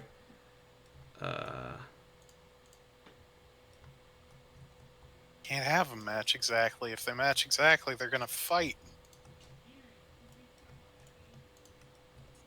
That's You don't want them to fight, do you? that's a problem for uh, others Oliver. Others Oliver. He's a carefree man. He doesn't care who gets hurt in his journey for making a really long pole. Um, this is what he lives for. This is how he wins. Longer atrium, bro. And it does have the same Z position. So what I'm going to do is, in the tradition of all great game developer sages, I'm going to pop it down by like 3-1. Boom. There you go. No longer the same Z position. Ain't nothing to fight over.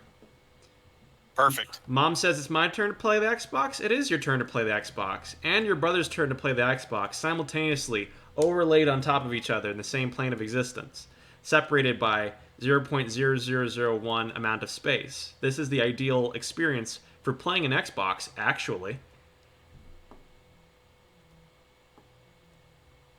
It's really complicated to set up an input system for children who are quantum superpositioned, and that's really the reason you don't see split screen anymore. Has nothing to do with frame rates. It's just quantum entanglement and trying to design a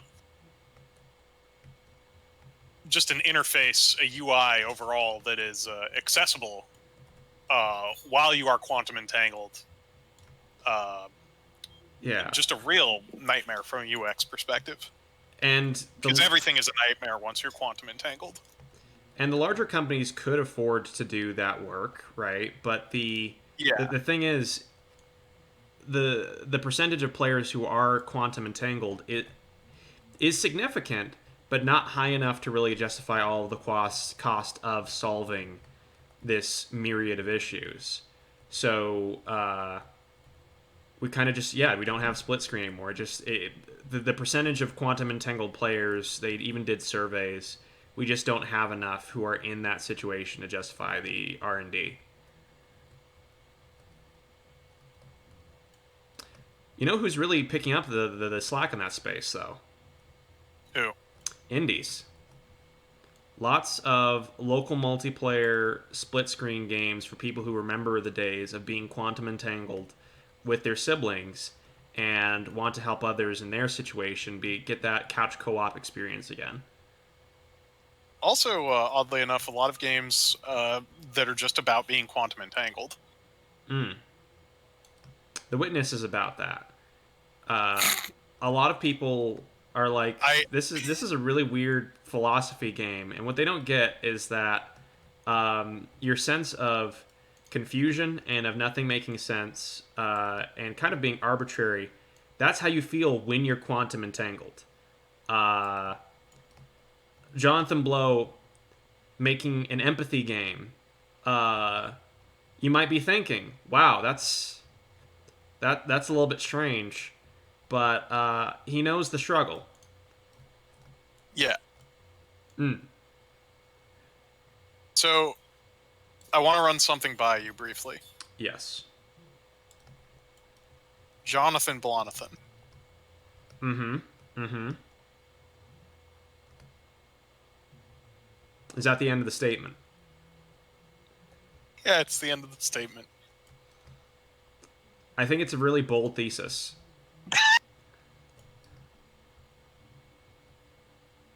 That's it. I just want to see more of it. You wanna see it grow? It is when you've got this kind of creative vision, it is actively robbing the world not to pay off on it. How what is the journey of Jonathan Blonathan? We don't know until you make it. So you got to make it now.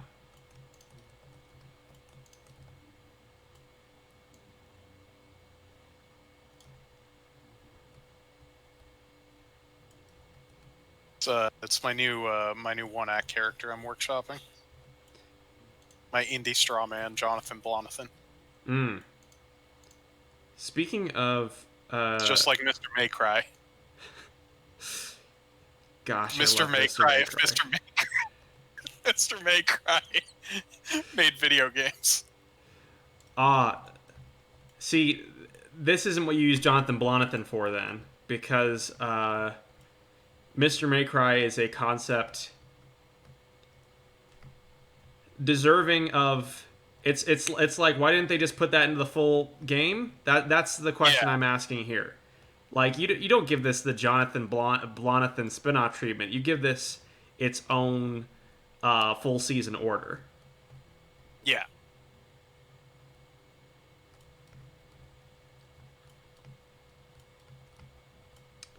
Long atrium row. And we... Yeah, this is all coming together. Excited about this.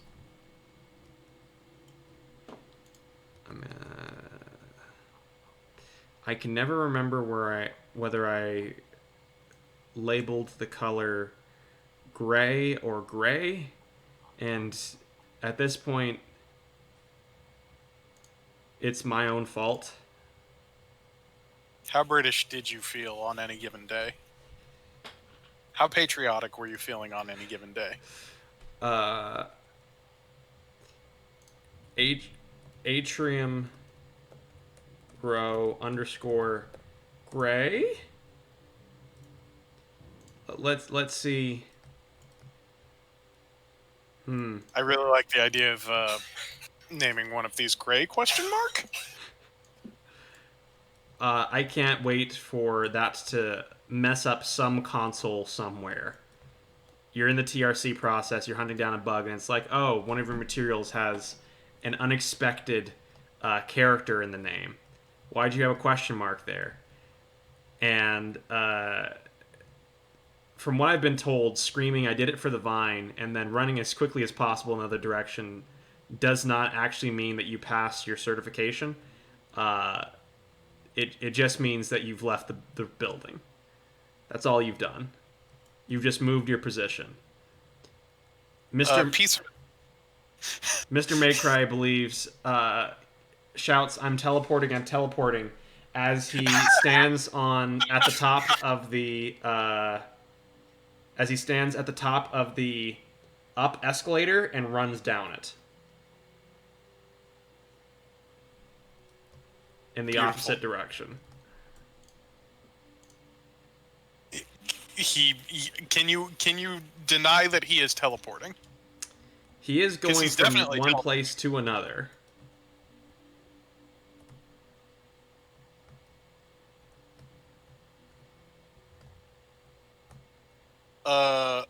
Little piece of hard-won insight around game development. It's a piece of advice to you and everyone else out there. If you are maintaining development documentation in a wiki-like environment, just a general best practice: don't put emojis in the name of your wiki pages. Say what? emojis in the name of the wiki pages. Yeah, like don't include an emoji. Um, Wouldn't it make? Wouldn't the presence of an emoji make it hard to search because you have to look for combat winky face, and you'd have well, to find the here's the Unicode thing: is for it. the thing is, it's not that you're needing to do that necessarily. That's the problem, because it still has a real name. It was just named. Uh, it just had because we like to have fun here. Mm-hmm. Someone say added an emoji to the name because they were told it would be fine.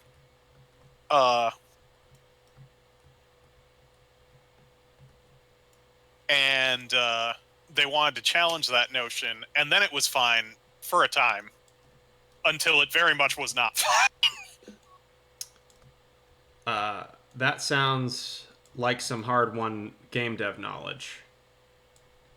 Boy, howdy.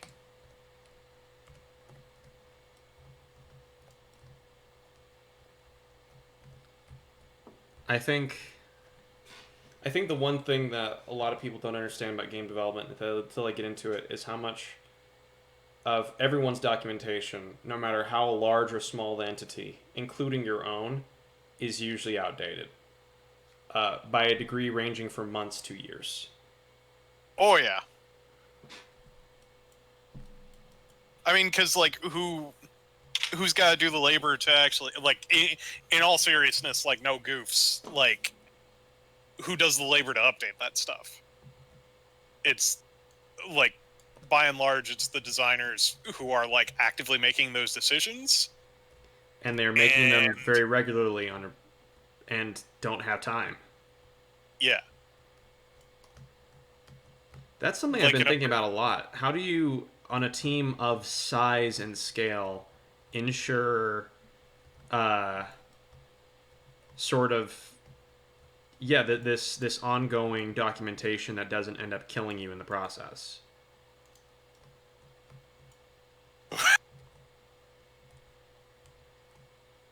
Because like from what I've heard, no one has figured it out. um, I mean, it seems like we've figured out best practices, but like there's no silver bullet solution. No, you saw Gail. Only that I've been introduced to, at least, very, very certainly. You saw Gail? Did you see Gail Simone, famous comic and game writer among other things, article about this? I did not. This sounds like a hoot. She did a Twitter thread, and it was very simply. So I work in animation, among other things, and they usually have story bibles and documentation and everything else. And whenever I deal with these game people, they tell me to read the wiki. Fun. Oh, delightful. Like it was apparently a thing for Destiny fairly recently, if I remember correctly, where the big bad of their next expansion, his name is actually misspelled because they were going with a spelling from the fan wiki, not what was in game. That's amazing. Holy shit. It's hard That's to maintain. That's so deeply validating for me. You have no idea.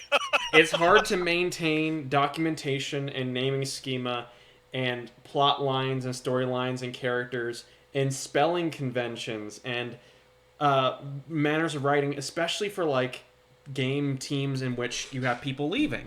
So, yeah, if you've got people who are also like leaving and coming on, and it's hundreds of people, absolutely, I get it. Default to the wiki, but also that results in situations like that. They're big bad. Next expansion, misspelled name. That's the official name now. The official name now is the misspelling. It's fine and always has been. Don't think about it.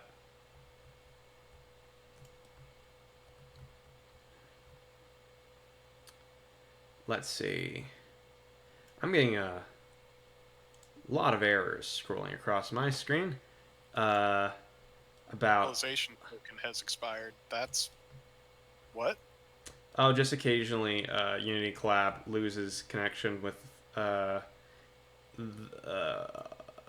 let's say mother base and freaks out a bit. And you just kind of deal with it. Okay, I realized my one passion in life as far as game development goes. Go on. Lattices. There's nothing there's nothing more enjoyable or necessary or good in this world than a lattice. Okay, Uh, I am looking at the stream, and yeah, I have to agree. Our next game should be about lattices. I can't think of anything else aside from lattices that I care about more. Um, look at just this view. You're you you're looking at you're at the top of the world, Dagatomi Tower. There's a clock up there, rad. And you look down. What's that? That's a lattice, friend. Man's best friend. Our reason for existing. Lattices. I just really care about lattices so much. And I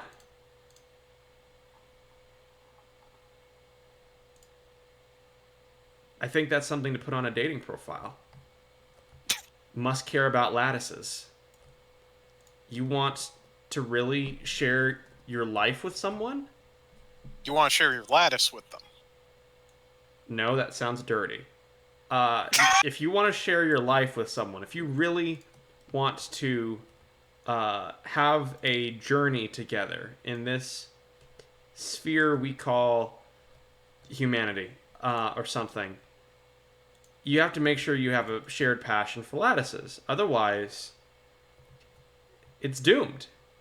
How many couples that have suffered the whole 50% of marriages ended in divorce statistic? How many people who have become a statistic wouldn't have been there at all if they had just been on the same page as far as lattices go? I think I solved marriage. I think so too.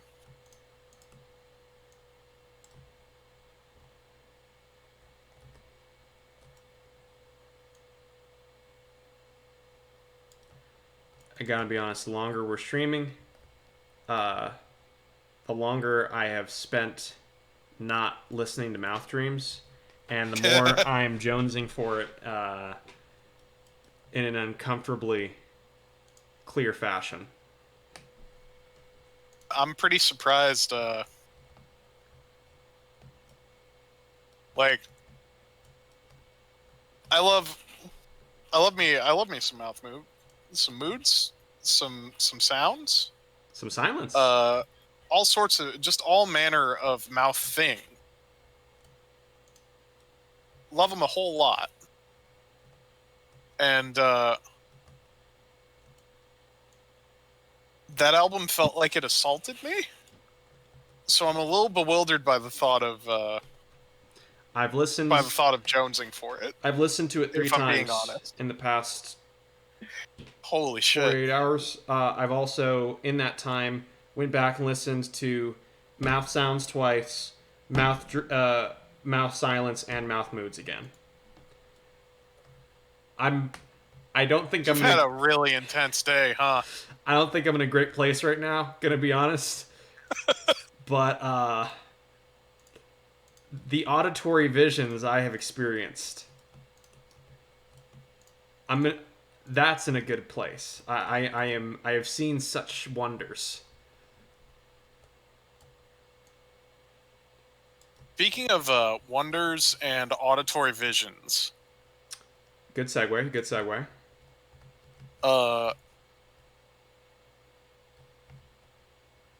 Which that album is lovely, by the way. I don't mean to change the subject on your jonesing, because I do believe it is justified, even if I am terrified of that album. It did feel as though it struck me physically. Just punch you directly in the chest. Just right in the mouth. Just square in the mouth. But visions, audio visual visions in video games, won Bloodborne. Mm-hmm. What can I say to sell you on the prospect of the old hunters? You sound like the Ask Me About Loom guy. Ask me about the old hunters. Ask me about the sound of the ocean. Dripping and dropping and dripping and dropping. That sounds like one of the worst decisions I could make.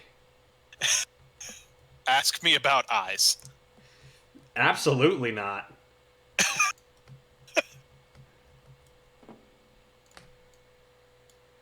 Tom asked me about Eyes Vinita. Yep, that's me.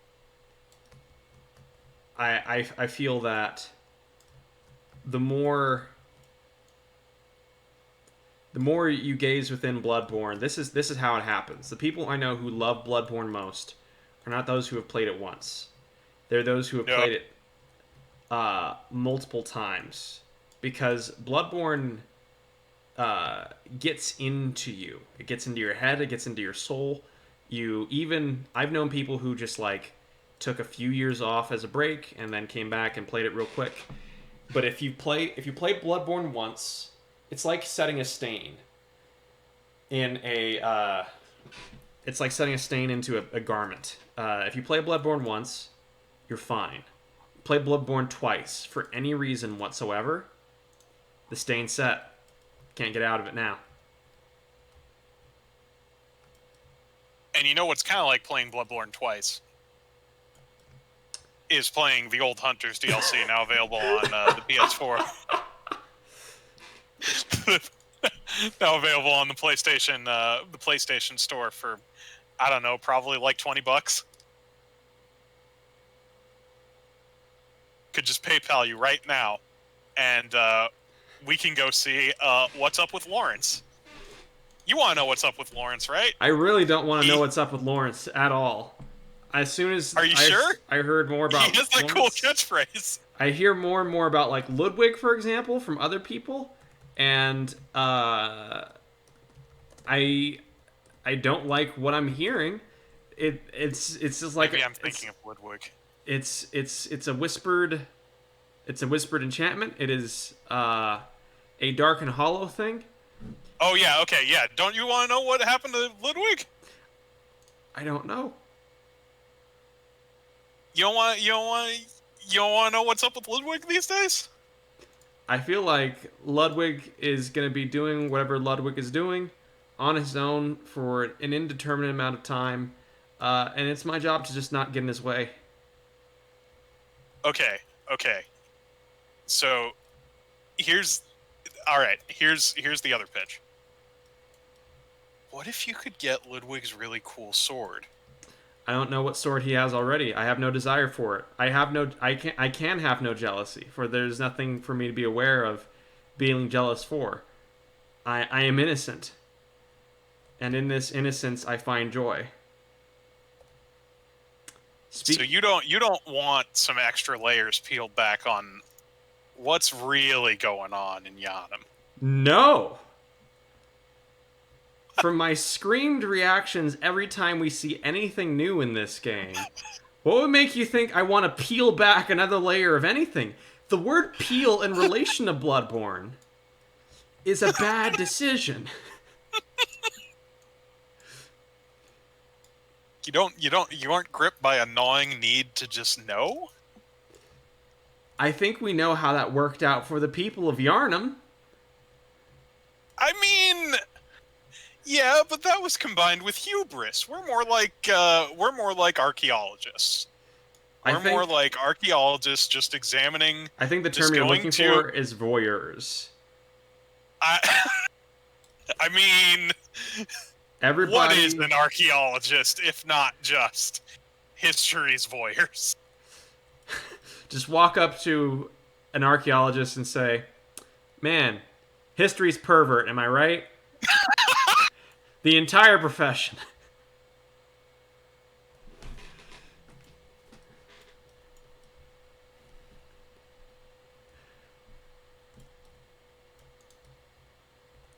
Shaking your head, clucking your tongue, and saying, "Man, just a bunch of people horny for rocks again, huh?"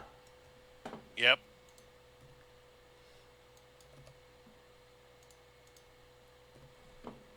I just I Bloodborne has brought me so much joy and so much terror. I don't want to deprive myself of it by having too much of a good thing. So here's the thing. Okay. Mm-hmm. How about I propose it like this? Okay. So you know how You're doing a Glengarry Glen Ross. Love it. if you go and you take a psychedelic, you generally want to have a good friend there who perhaps has at least a passing knowledge of first aid to basically keep you hydrated and talk you through the trip and to be able to take you out of it if things go too bad. You What know, if I could be that for the old hunters for you? And at any point, if you say, no, I can't handle the Eldritch Truth here, we can just punch out and finish the game. you know what I love in relation to the games I play? It is having a need for a paramedic on standby. I love discussing. I love when I play Call of Duty Black Ops Cold War and I see Ronald Reagan's face, and I'm so excited that I begin to shudder and have seizures all over the floor. And I need a, a friend, if not multiple friends, on standby to shake me from my reverie. That's what I desire from a gaming experience. Any gaming experience that just tells me I am in for a bad time and that's never going to change. Uh, is that sounds like the place for me.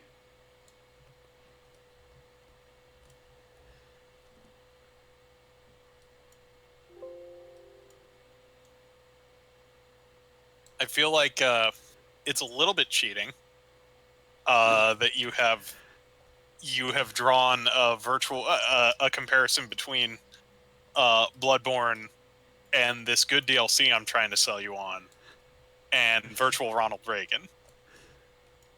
Are you saying that I've bent the scales somewhat? Yeah, Uh, I think you've I think your argument is a little bit skewed. mm-hmm. I think there are degrees of separation between uh, Bloodborne: The Old Hunters downloadable content now available on PlayStation Store for about $20 or so, and uh, cream-faced cherub-like just America's sweetheart Ronald Reagan McBlack Ops. I think there's a couple, at least a few war criminals in between Tell me one those two person. games.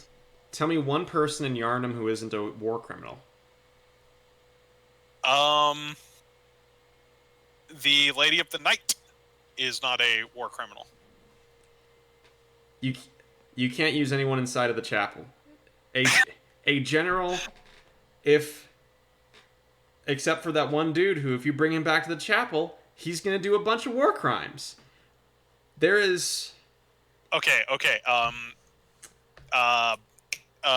Jura. Jared's not a war criminal. I don't know who Jura is. He's the guy at the top of the tower with the Gatling gun. You remember him, your buddy. I killed him. Yeah, but was he a war criminal?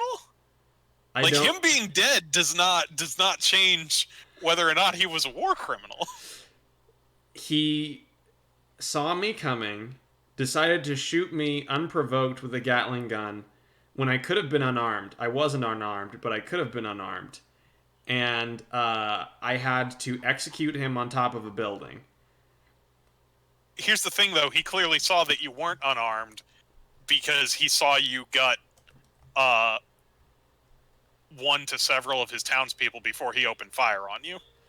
Were they townspeople or were they monsters? Well, that's the question now, isn't it?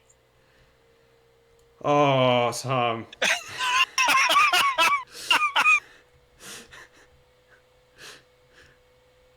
Bloodborne's the old Hunter's DLC. Like available now on PSN.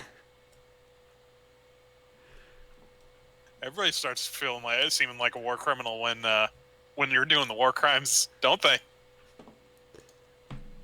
I feel like that's probably an accurate statement.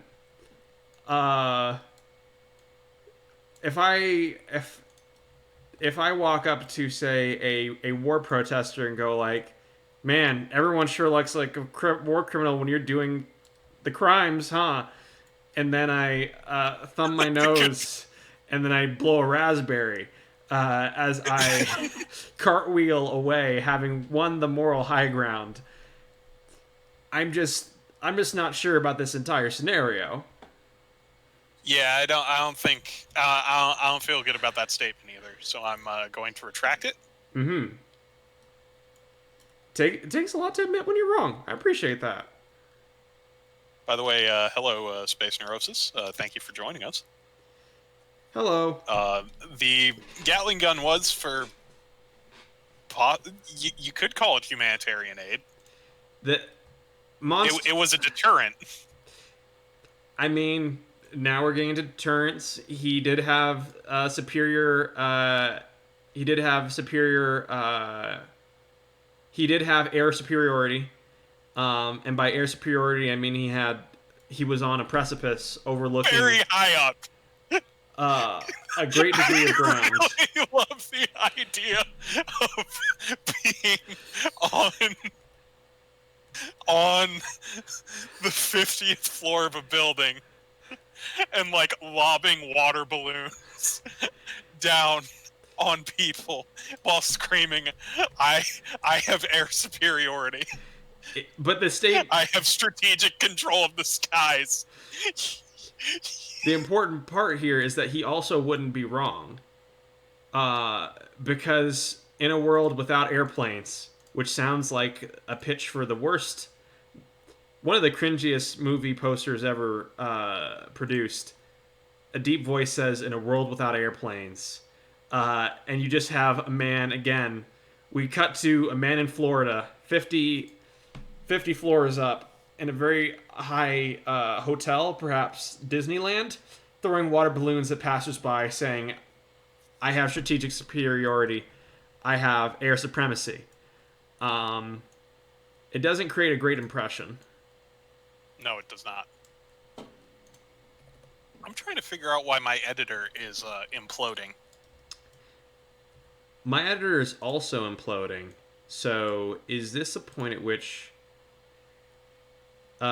Space Neurosis countered a really tall guy when we're talking about air superiority, and I think Space Neurosis cracked the entire equation here.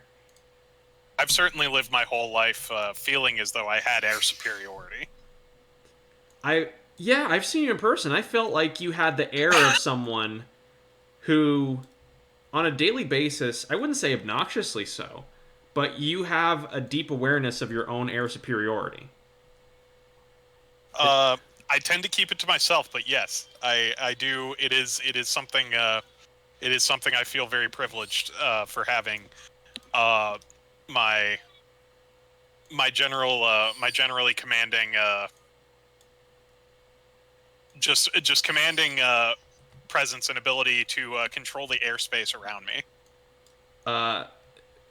People in fighting games talk about zoning, but by just existing, you inherently zone. Everyone must move around you. That is a good point. Your body is a projectile, I say, advertising Microsoft's Kinect.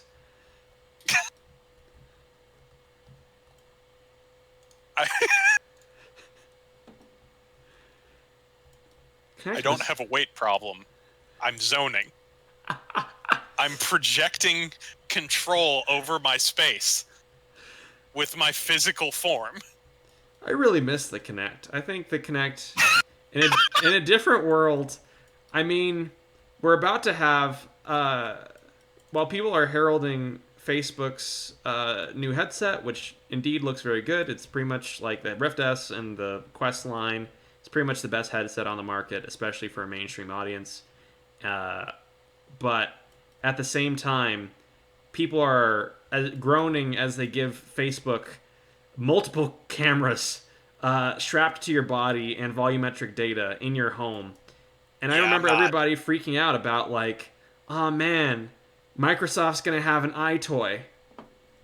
And it's... The Kinect was real good. Kinect was real good. It required a lot of space, but it was a good device. I really enjoyed Fantasia on the Kinect. That seems like it would be a really good experience. It was really delightful, and it's kind of a huge bummer, like, that it came out as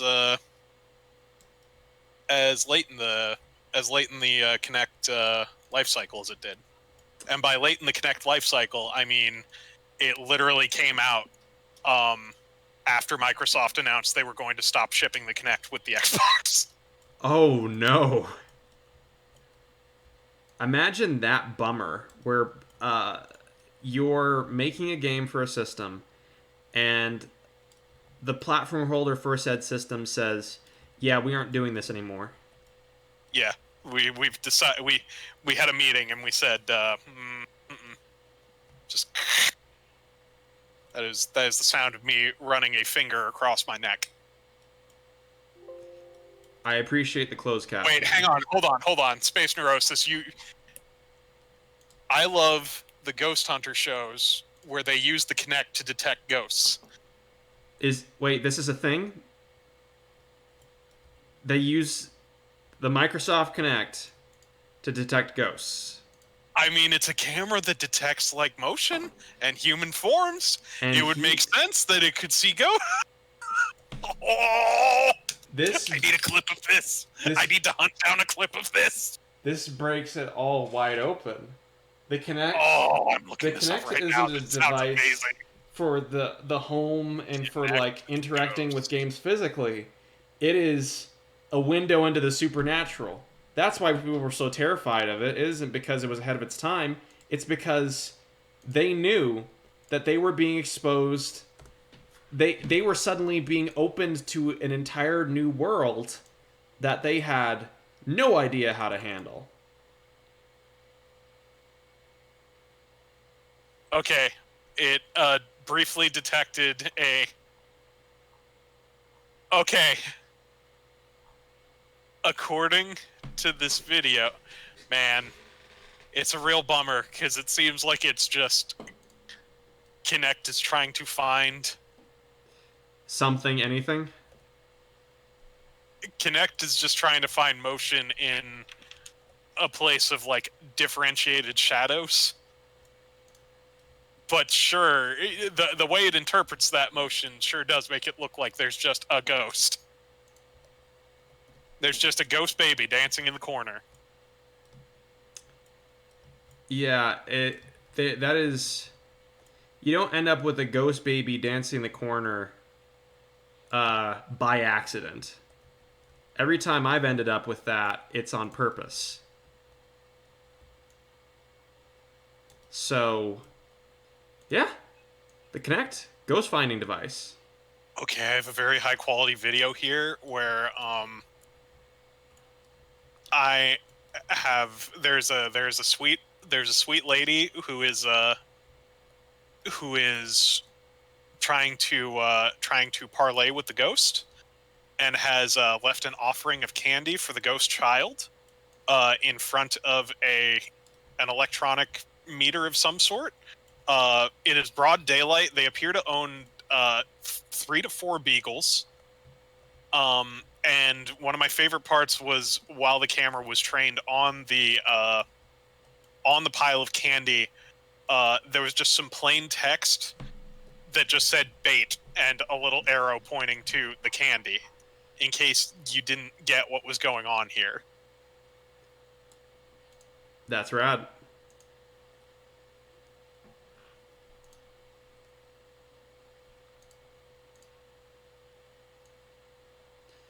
Oh. Hey, you know how you spent a really long time making those pillars? Yeah. I'm back on task, don't worry. So, Ooh. turns out we just have an asset for that. Well, that's a shame. Would you- Because we already have real pillars that are So, real and powerful. so you would suggest, hey, let's use our good pillars instead of whatever this trash we have is. Don't even need this anymore. Ignore the fact that I'm matching up the position and size of the pillar as we speak about whether or not it is replaced. That's just a coincidence.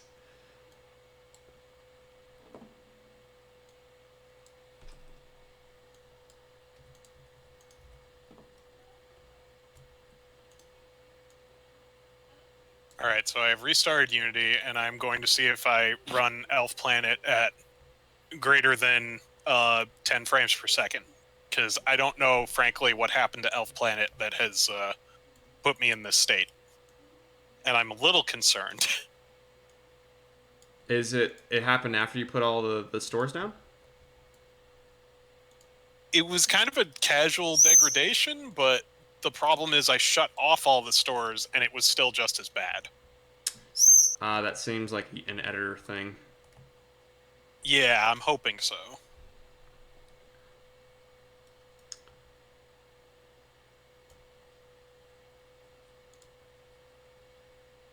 Three FPS post Space Neurosis, which is the best FPS because you get more than two, and two is kind of really low, and you get less than four, and four feels disappointing. Three feels like you're on the verge of improvement, something getting better.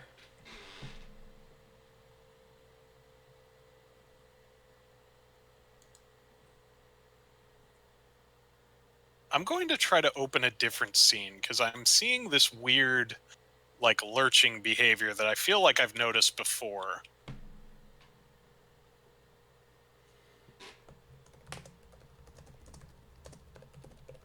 I haven't been able to run the game in editor for a while. The builds turn out really, really good. Okay, I'll make a local build really quick and test this. Yeah, the builds all work great, but the in editor thing, for some reason, I've had difficulty playing it through that method for months.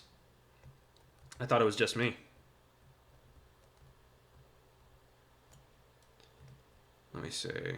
So we've got a store here. We're gonna enable random object through this store. Gonna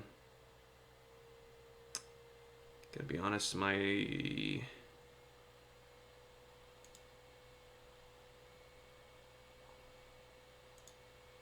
Really like that Marinara Trench _fucked is still in the Tom, build. this is a family stream. I'm sorry. Fricked. _fricked.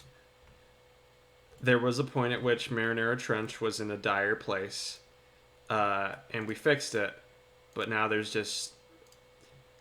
a Dr. Jekyll and Mr. Hyde thing, and we needed some delineation for that. And a word was chosen, which exemplified the strong feelings that were had towards the situation at the time. I feel like I'm a dad in a 50s sitcom explaining something to his kids. Explaining the concept of divorce. Your mother and I still love each other very much. We just need time apart. On that note, my editor has also blown up, so this is a good time to end this stream.